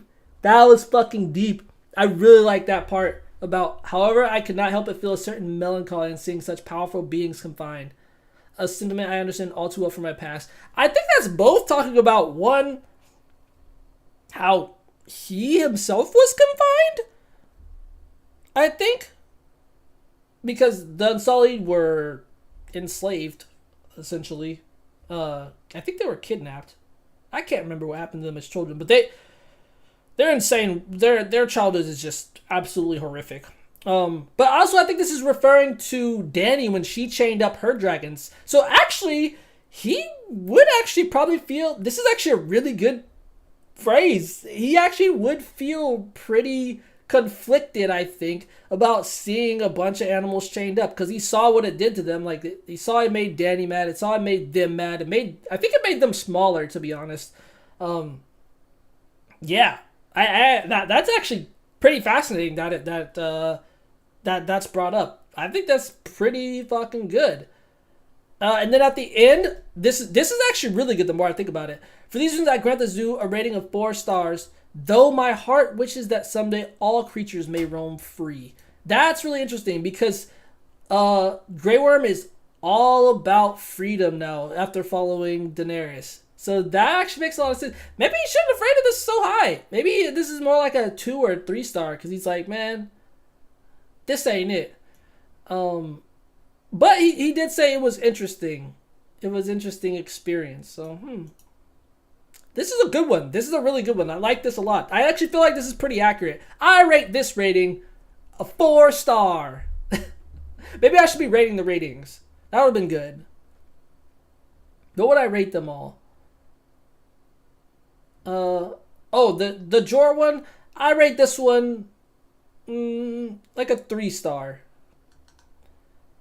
I rate Gillies. Gillies is a 5 star rating for me as well. Gillies was so good. I rate Varys's a 4 star. It wasn't bad. I think it was an interesting take on Varys. I rate Khal Drogo's a 4 star. I think he would be much more curt and angry is the only thing. But he did seem... I think a 2 star seems fitting for Khal Drogo going to McDonald's. I would rate Rob's a... I'm sorry. Maybe I'll give Khal Drogo... I'm sorry. I think I would give Khal Drogo a 3 star, actually. And I would give Rob's a 4... I would give Rob's a 4 star. I thought Rob's was actually pretty good. I would give Daenerys's experience at the DMV a 5 star. Like, and I'm rating these just how good I think, how accurate I think these are for the character. This was really good, I think. I give this one like a 2 star. I give Tommen's a 2 star. This one I think was not as good. I think you would have... Tommen's kind of a bitch. Maybe that's just because I don't like him, but I think he would have a much worse experience. And also, I don't know. I don't think he would have so much to say about it. Oh yeah, Davos's I would give a 5 star. This one was really good. Davos's experience at Uber, that was really good. Damn, I've done a lot actually. I would give Sam's a 4 star. I think it's not entirely accurate, but it was incredibly entertaining. Those are my ratings for the ratings. All right, let's do more. Wait, did I rate this one? Did I give this one a 3 star? I feel like this is a 3 or 4 star, maybe a 4. It was actually pretty good. I really like some of the things they said in here. 4 stars, not bad. All right, things. We're looking for one more 5 star.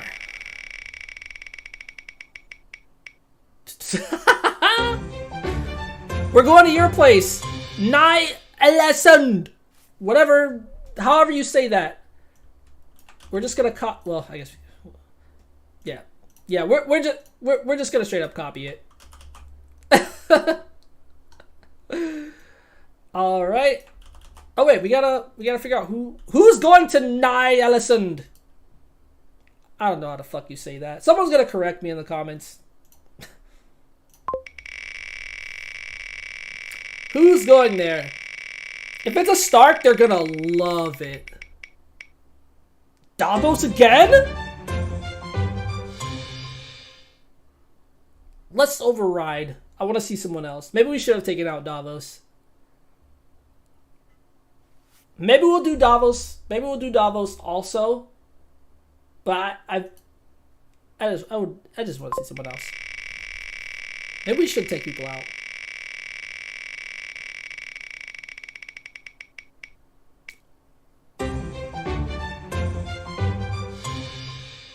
I guess we're doing Davos. I guess we're doing Davos.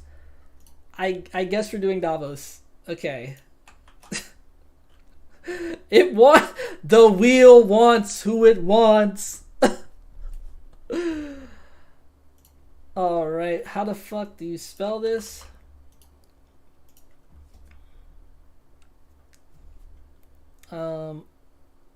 You are Davos Seaworth again. And you went to... I don't know what the fuck do you even do here? Whatever. I think he gives this place a 5-star though. Predictions? I think he gives this place a 5-star. He's gonna love it. He's gonna be like, it's so fucking chill here.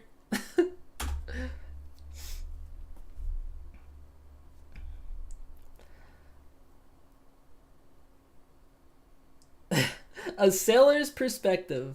Oh, 3, 4, 5, baby! They give it a 5-star! 5-star! He's a 5-star man!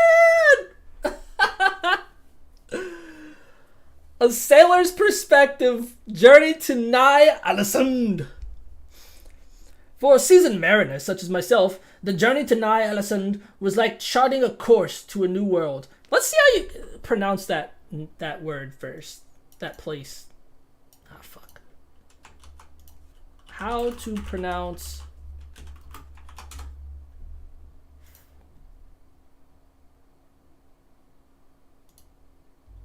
Nye Ålesund. Nye Ålesund. I was doing a very bad job. Every time it says this, we're just going to play this. I'm just going to bring that over here.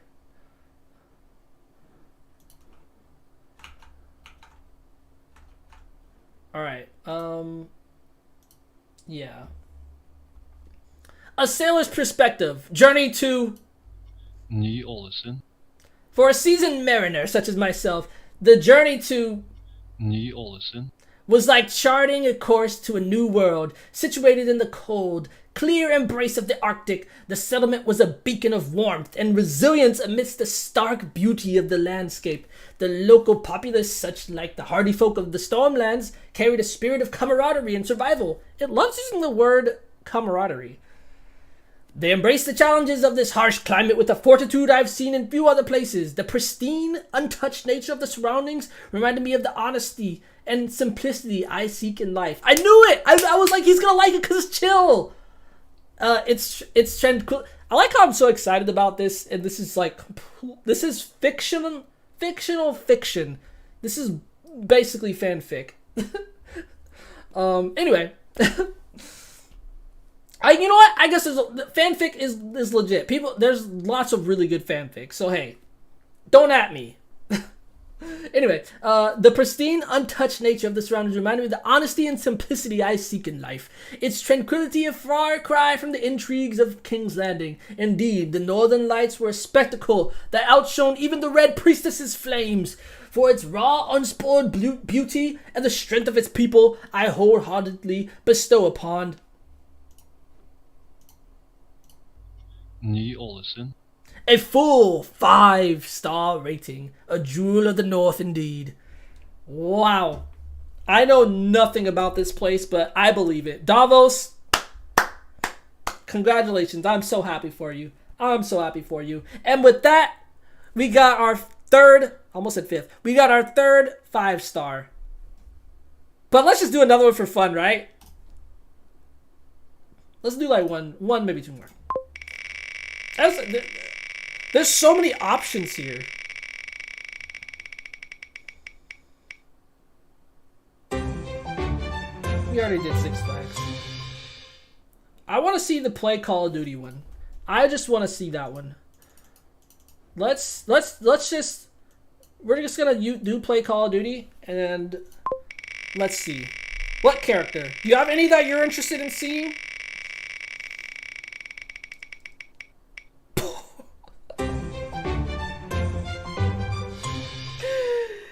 Oh my god! Gilly's first time in a Call of Duty lobby. Oh, this is gonna be good. This is gonna be good. This is gonna be good. Imagine you're Gilly from Game of Thrones TV show and you played in a public Call of Duty lobby for the first time in your life. This is a public Call of Duty lobby. Not just we're not just playing the campaign. Public Call of Duty lobby.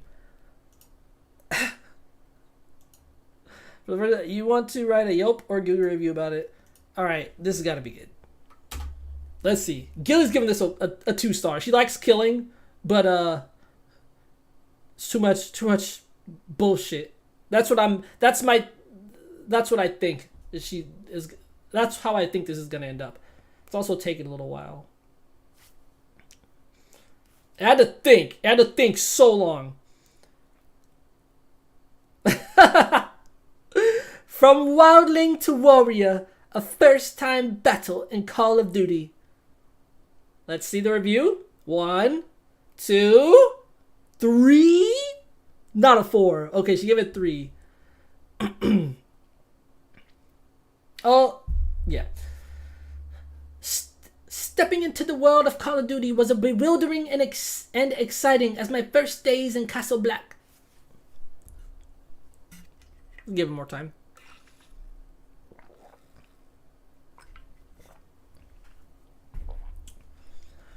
Actually, while this goes, I forgot to rate my rating of jeez. My rating of Davos going to Ny Ålesund is, I think this is a 5-star. I think it's a 5-star. I don't see anything wrong with this. This seems like Davos. This really seems like Davos. This seems like his personality. I really hope someone watches the video and they're from this place or like knows this place or have been there or something. That'd be amazing. Anywho, Gilly's first Call of Duty lobby. Got a burp. Stepping into the world of Call of Duty was as bewildering and exciting as my first days in Castle Black. Navigating through the game felt like navigating through a blizzard in the haunted forest. Where's the haunted forest? Is that right outside the walls? I think that's what it is. Makes me think of the Forbidden Forest from Harry Potter. Initially daunting, with dangers lurking around every corner, the other players, much like the diverse folk south of the wall, were a mix of friendly guides and fierce adversaries. The wheel with virtual weapons was both impressive and intimidating. Yet I found the opportunity to learn and improve each match, much like learning to read under Sam's tutelage. However, I was taken aback by the harsh words exchanged between some players, which soured the experience somewhat. In the end, for the thrill of the challenge and the camaraderie formed with... They keep using camaraderie. ChatGPT loves the word camaraderie. In the end, for the thrill of the challenge and the camaraderie formed with some fellow players, but considering the occasional unpleasant exchange, I rate my first Call of Duty experience 3 stars. Oh man, that is fucking beautiful. The haunted forest is the entire huge forest. Okay, that's what I thought. Did I say south of the wall? I meant north. But oh my god, I rate this myself more of a 3-star, maybe even a 2. I don't think Gilly would like Call of Duty at all. I think she would fucking hate this. I think she would give it a 1-star. But I don't think Gilly likes excitement in this way that much anymore. This doesn't seem like something Gilly would like to do at all. I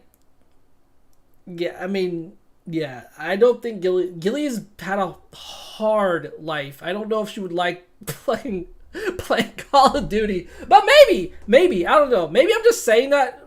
I don't know.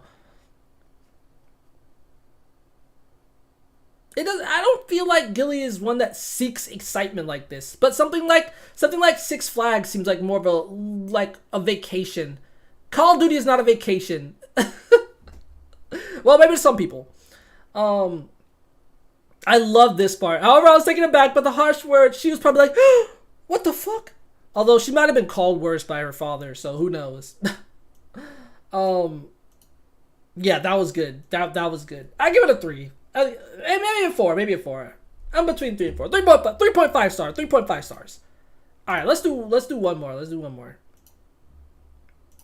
This is good. This is fun. I'm enjoying this. This is a weird idea, but it's actually been pretty fun. Yes! Yes! Let's end it on the first time someone listens to modern rap music. Let's see who's listening to modern rap music. Should we say...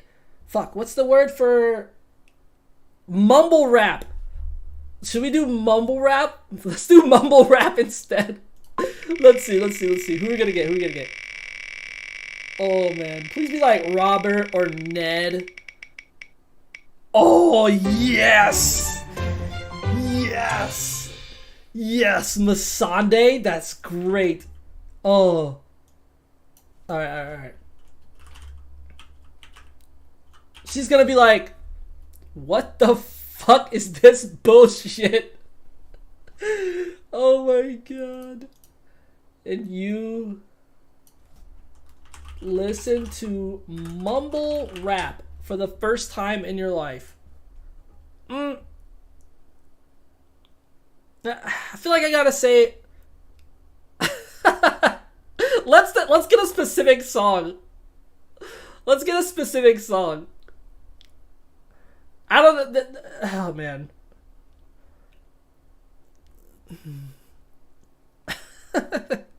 Nah, I don't know. I kind of want to, though. I want to say, like, Lil Yachty. Like, what's one of, like, Lil Yachty's best songs? Lil Yachty best songs. One Night. One Night's pretty good. Poland is pretty good. I don't actually know. Well, I know One Night. Lil Yachty, One Night.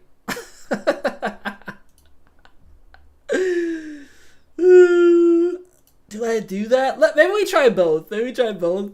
But I kind of want to be specific because I think that'd be interesting. But I also might, like, no one's gonna fucking know this shit. Let's just go with this. Also, rating a genre, kind of hard. But fuck it. To a mumble rap song.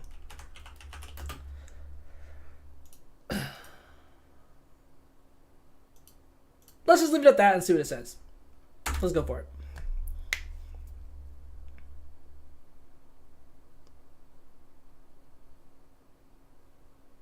I don't know what's gonna happen. This thing's stinking. It's stinking so hard. It's like, bro, what do you want me to do? Polyglot ponders a first encounter with mumble rap. 2 stars? 3, she likes it? Oh, damn. I thought it was gonna be like 4 or 5. Oh, that would have been so fucking funny. Fucking Masande's like, only one night. Or she, I took the walk. Oh my god, bro.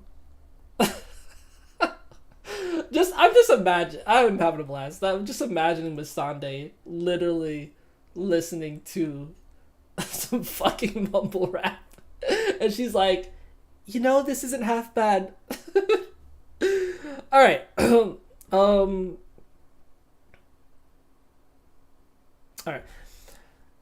In my role as Daenerys Targaryen's interpreter, I've come to appreciate the rhythm and flow of many tongues, especially Grey Worm's tongue. This encounter with mumble rap, however, presented a new and unexpected challenge. The beats were catchy, the rhythm alluring, and it undeniably carried a certain energy that was both infectious and dynamic. Yet the mumbled lyrics from which the genre takes its name were a departure from the clear articulation I usually value in language. What happened?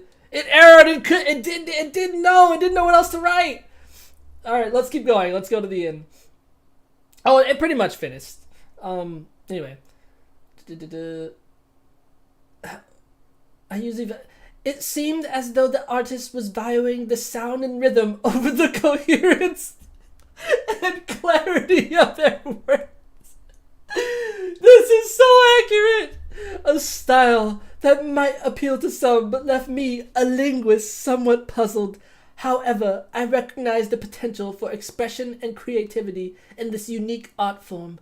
For its intriguing musicality, but lack of clarity in lyrics, I would give mumble rap a rating of 3 stars, I imagine. Wow, that was actually an incredible analysis from Masande's perspective. Masande knows a lot of languages. That actually makes a lot of sense that she would not like mumble rap because it doesn't focus on the lyricism. That is actually fascinating. I didn't even think of that. That's my favorite review, I think. That is actually, like, I could genuinely see Masande saying that. That is actually so good. Can we get this red? Yo, what's up?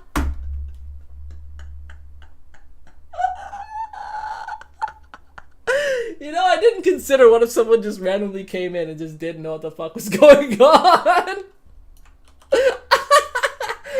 Nothing? What are you doing? Oh my god. Okay, hear me out. I'm using ChatGPT to take Game of Thrones characters and have them rate different things, such as Masande is rating mumble rap.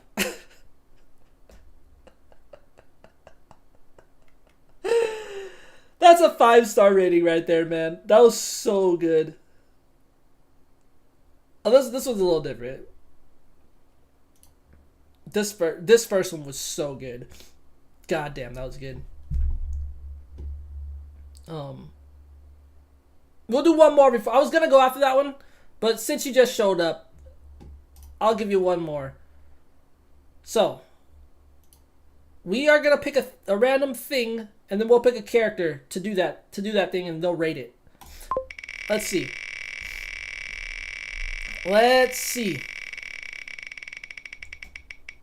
The DMV again? Alright. Who's going to the DMV? Who the fuck is going to the DMV? Oh, come on. Give me Joffrey. Give me Ramsey. Oh, it was almost Ramsey. Alright. Dario. Interesting. We gotta do both. We gotta do Ramsey also. Let's do Dario and Ramsey. Then we're done. How the fuck? Oh shit. God, that one was good. That one was really good. Oh, also I did Gilly playing in a public Call of Duty lobby.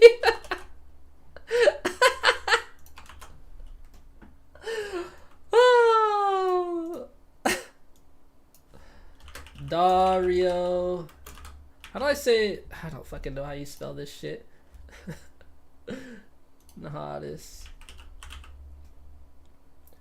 And you went to the DMV for the first time in your life. I'm gonna say to get a driver's license again.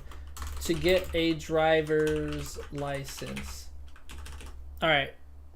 Dario at the DMV. I think he's gonna hate it. This actually might be a 1-star.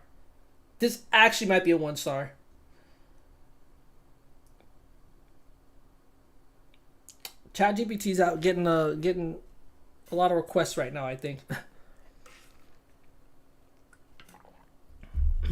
A mercenary's march through bureaucracy.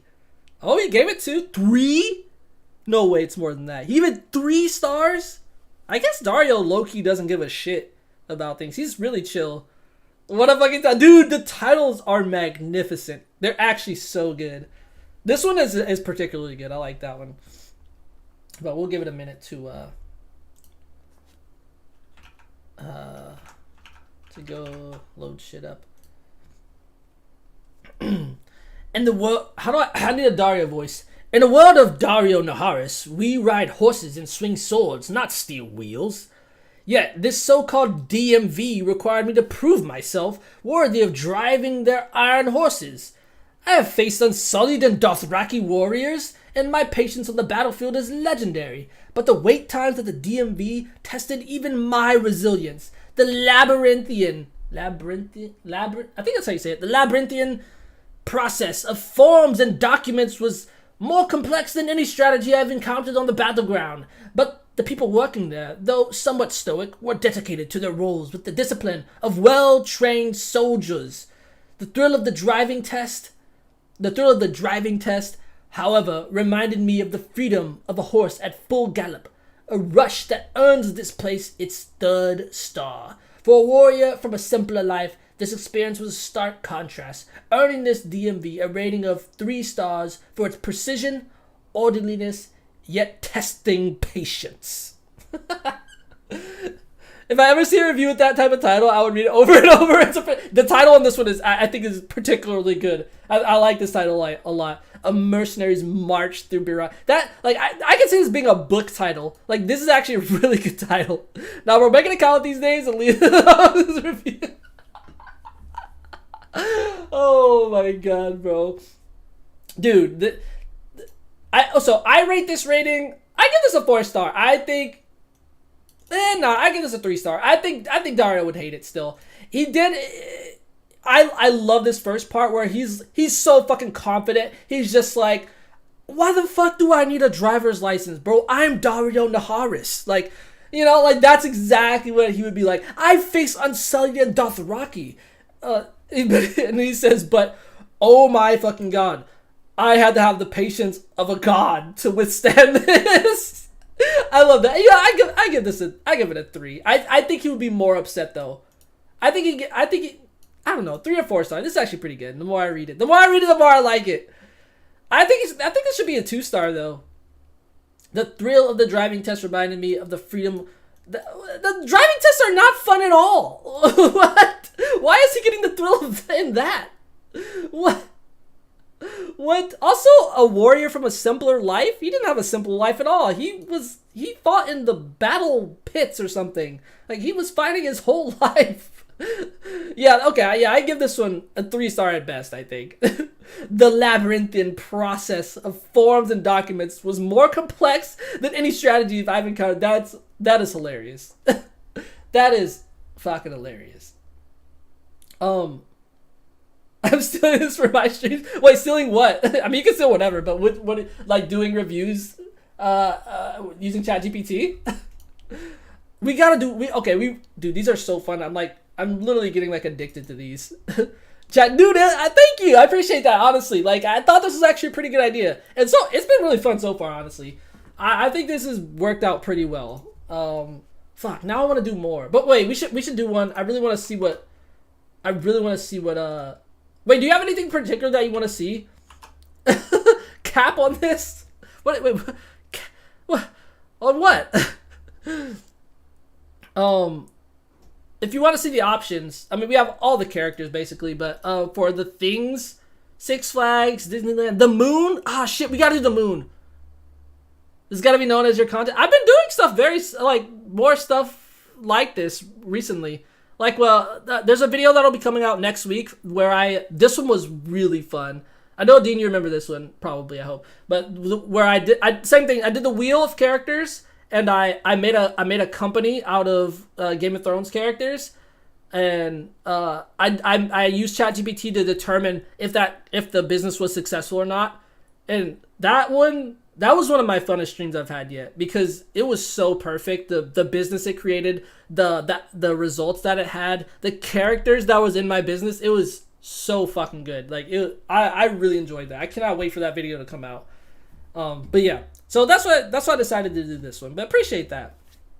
I think this stuff is really fun. I feel like this, like, I love doing if you want to hear a little larger story of my content, I love doing the grounded challenges, the raft challenges, the No Man's Sky challenges. Those were super fun. They were kind of hard though to mod them, because it takes time to write the code and stuff.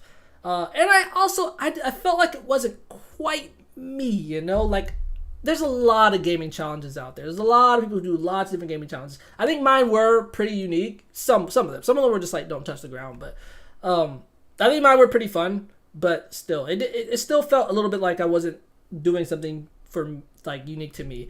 This stuff feels like me. Like, I really enjoy this, just talking about stuff. Hypothetical situations, I just love talking about hypothetical situations.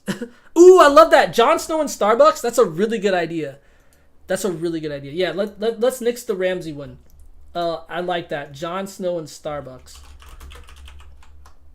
That's a really good idea. I should have put Starbucks on here. You're gonna make it in the video.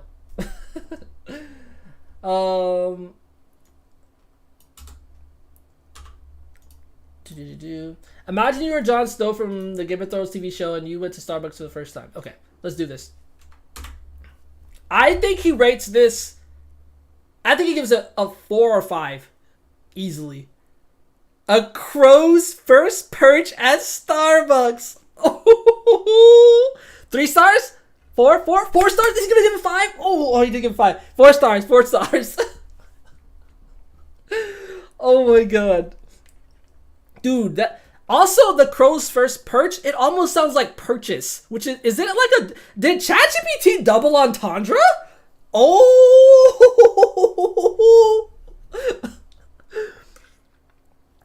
God damn. ChatGPT. Yo, I don't even need to make content anymore, man. ChatGPT does it for me. I just gotta sit back. I sit back and chill. Make the content for me. Bring the money in. Bring the money in. AI is taking over for sure. Alright, let's read this shit. This is Jon Snow. Raised on the stock and unpretentious fare of Winterfell, I approached my first experience at Starbucks with some trepidation. What the fuck does trepidation mean? Does that mean hesitance? Gotta. A feeling of fear or agitation about something that may happen. Fear, apprehension. So, okay, maybe kind of like hesitance. However, much like my journey to the wall, I found more than I expected. The coffee. You should know what a coffee is. There was a coffee cup in season 8. Don't lie to us, John.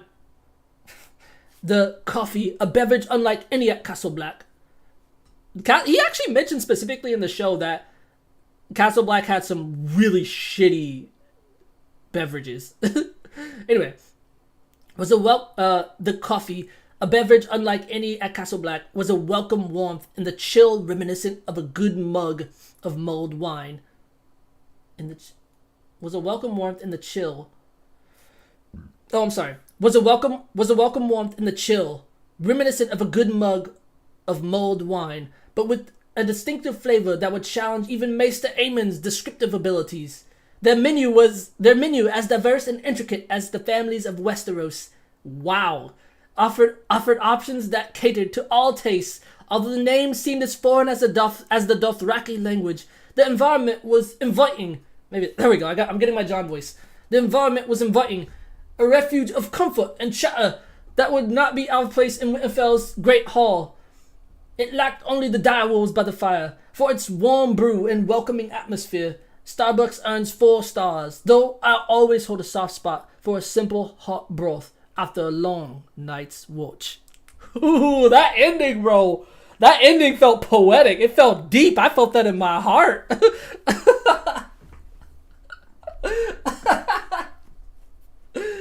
Oh man, hold on. There was a part I gotta go to the Starbucks. Which one did he go to? That's the question. Their menu as diverse and intricate as the families of Westeros. I love that line. I love that. It's funny because the menu isn't that intricate, but you can do whatever you want with it. Offered options to the environment was inviting, a refuge of comfort and chatter that would not be out of place. Damn, he said this shit like Winterfell, baby. This shit like Winterfell up in here. Oh man, that was good. Yeah, I think this is a 5 star. Kind of like how season 2, like the last 2 seasons ended terribly. I think this is a really good rating of Jon Snow going to Starbucks. I would rate this rating a 5 star. I think they did a really good job here. I think that he would be very satisfied and very happy with it. What was the negative part about it? Oh, he just likes other things better. That's literally it. He's just like, I just like what I'm used to better. And John does have a thing for tradition for sure. Like he does like comforts of things, so of things that he knows well. But you know, he did go to the Night's Watch, and that's obviously super different. But yeah, I think that's pretty good. I think that's a pretty good. I think that's very Jon Snowy. That's right. Let's do another one. I said I was gonna stop, but now nah, man. You came and now you gave me another boost. God, this is fucking fun. Oh, okay. We're going to an escape room. Who's going to an escape room? Who is going to an escape room? Ooh, Sam? That'd be crazy. It's actually Sam? Oh my god, wait, he's gonna be fucking nuts. He's gonna pop the fuck off in this escape room. He's gonna be like, it's there, and there, and there, and there. Sam Tarly from Game of Thrones TV show, and you went to an escape room. Arya at the Space Needle?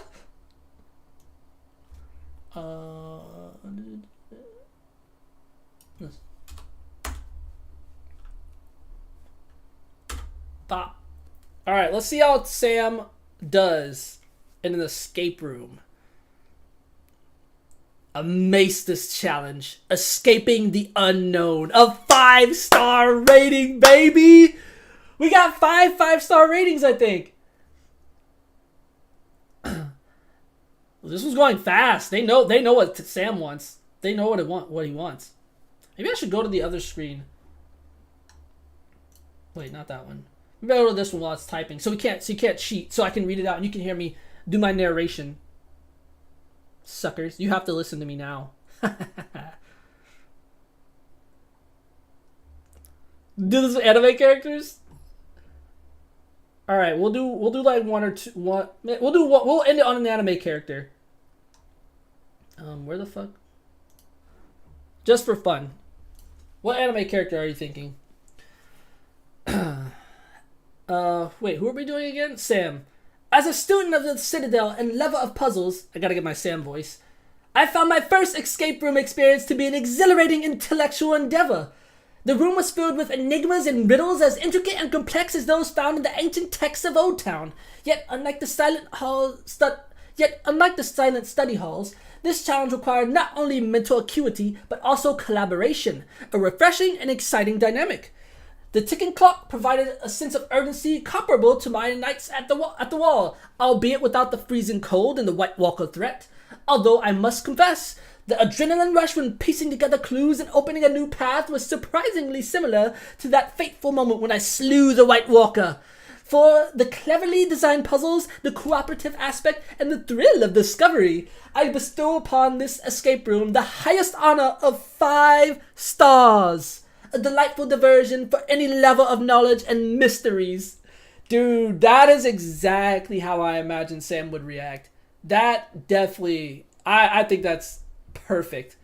On the fucking nose with that. Yeah, I think Sam would absolutely love an escape room. He would just be... Have I watched Death Note? Have I watched Death Note? Have I watched Death Note? I love Death Note. L from Death Note at where?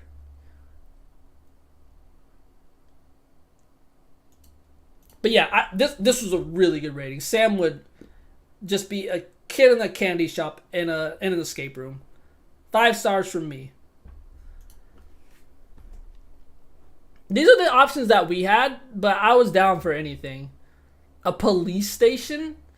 What do you do at a police station though? Well, I don't know what is gonna happen at a police station.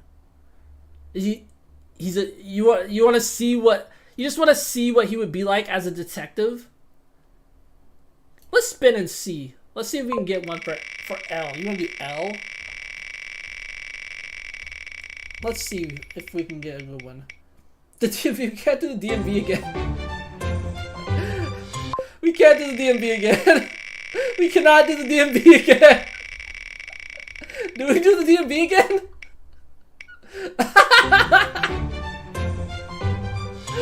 L's first experience on Twitter? I'm down, bro.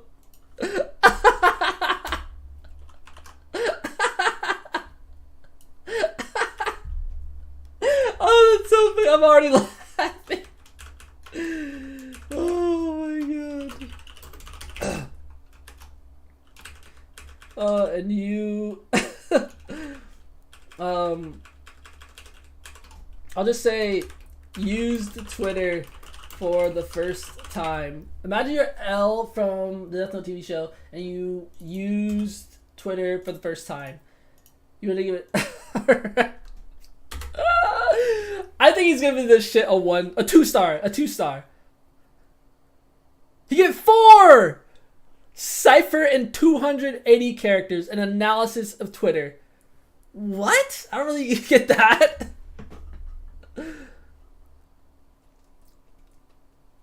Unless he writes this in 280 characters. We gotta count this after. I feel like Elle would hate Twitter as well. Let's see. Alright, we gotta get our Elle voice. As someone who thrives on information and data analysis, I found Twitter to be a fascinating platform. Oh, that actually kind of makes sense. Its global conversation unfolding in real time, a ceaseless stream of thoughts, opinions, and information, much like the rapid-fire neurons in my own mind. Okay, I don't think Elle would say that. Maybe he would. He is kind of confident. The constraint of character count is intriguing, forcing complex ideas into a concise format that can either enhance clarity or engender obscurity, similar to cracking a code or solving a riddle. However, the misinformation and subjective bias that can spread quickly through this medium can be problematic. Privacy is another concern that I, as an individual who prefers anonymity, find quite substantial. Yet, for its capacity to grant immediate access to a vast network of information, perspectives, and discourse, Twitter earns 4 stars in my estimation. Okay, that's actually not bad. The privacy thing is interesting. That's actually kind of interesting, because obviously Elle is super anonymous. So that's actually... I don't think in reality he would have a problem with it because he's the smartest guy in the world. He's gonna be able to stay anonymous. But that's an interesting thing to bring up about it. Like from Elle's perspective, I think that's something he might bring up about it. But I still don't think Elle would like Twitter. I think he would be like, nah, this place is ass. Like you know, y'all seeing TikTok, that's so similar. He's gonna say like the same shit. Ryuk on TikTok. All right, we do one more. We'll spin the wheel to see. Last one. We can do Ryuk. Let's see.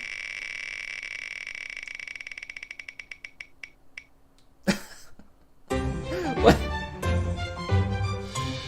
This doesn't make any fucking sense. Ryuk and Uber? I think we do Ryuk playing in a Call of Duty lobby for the first time. Oh, let me find that one from Gilly.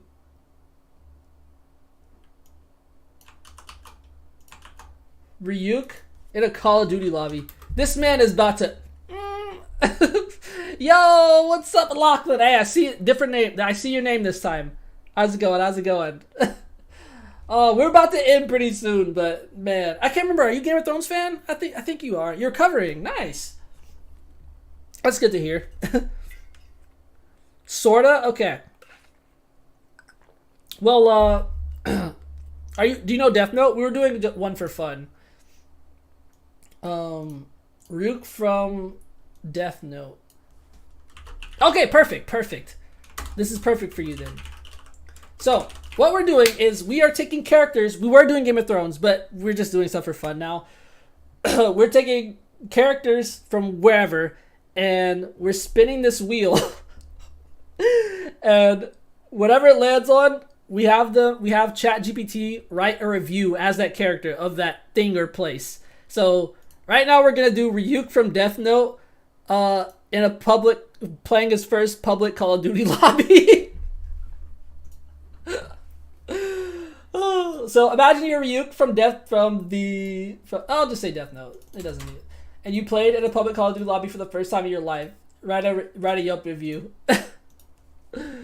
Alright, let's see what Ryuk says. Apples and bullets. A Shinigami's foray into Call of Duty. Oh, that's nasty. He gave it 4 stars. He gave Call of Duty 4 stars. Alright, Ryuk voice. As a Shinigami, I have seen countless battles unfold. The virtual warfare in Call of Duty, however, offered a different kind of thrill. There was no life note to mark... Life note? That's not a thing. There was no life note to mark the time of a player's demise. Just skill, strategy, and a touch of luck determined the outcome. The chaos of the battlefield was as deliciously unpredictable as a human's lifespan. The rapid-fire action is a welcome distraction from the monotony of the Shinigami realm. This is really hard to do. The human players were often amusing in their intensity and competitiveness. The varying degrees of expertise among them reminded me of the vast differences between Death Note users. It did lack, however, the stakes of life and death, making the experience somewhat less thrilling. Still, the camaraderie, strategy, and unexpected enjoyment of the game earned a solid 4 stars from this bored Shinigami. Now, if only they trade their bullets for apples. That's pretty good. That's pretty fucking good. I like that. How good do y'all think that one was? If I rate this rating, I would give that a 4 star, I think. That Ryuk would drop slurs on God. Dude, Ryuk would absolutely drop slurs. This man would be a fiend. He'd be banned so fast. Maybe. Because they don't really ban people in Call of Duty. Oh, man. That's going to do a number on my voice, though. That's definitely going to do a number on it. Alright, guys. That was fun. I'm sorry, Lachlan. What are you recovering from, by the way? I don't know if I remember or if you told me. Hope you're doing good, though, man. But yeah, that's gonna pretty much. Oh, it's all new. Oh, okay. What are you recovering from, if you don't mind saying? Hopefully you're doing good. Well, you're recovering, so better. Oh, infected tonsils. Damn, that's so. Did you have to get them removed?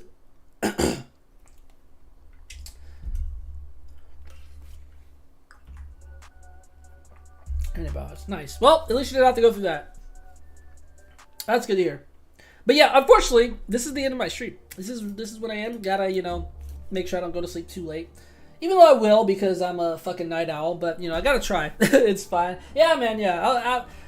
Have a good night, for sure. We're just gonna wrap up here. But yeah, today, like I said, we did some Google reviews using ChatGPT for random stuff. For the Game of Thrones ones, we had a wheel that we spun with all the characters. And we had different things on there that we just had them review. But yeah, I'll drop this video probably in a couple weeks. It'll come out eventually, and you can watch it there if you want. For anyone who doesn't know where my YouTube channel is, this is where all the streams go. Unless it's a shit stream, then you might not see it on there. If I don't like it, then it's not gonna show up on there. But this one was super fun. This is 100% gonna be a video. Like, I really enjoyed it. Like, we honestly might do this again at some point.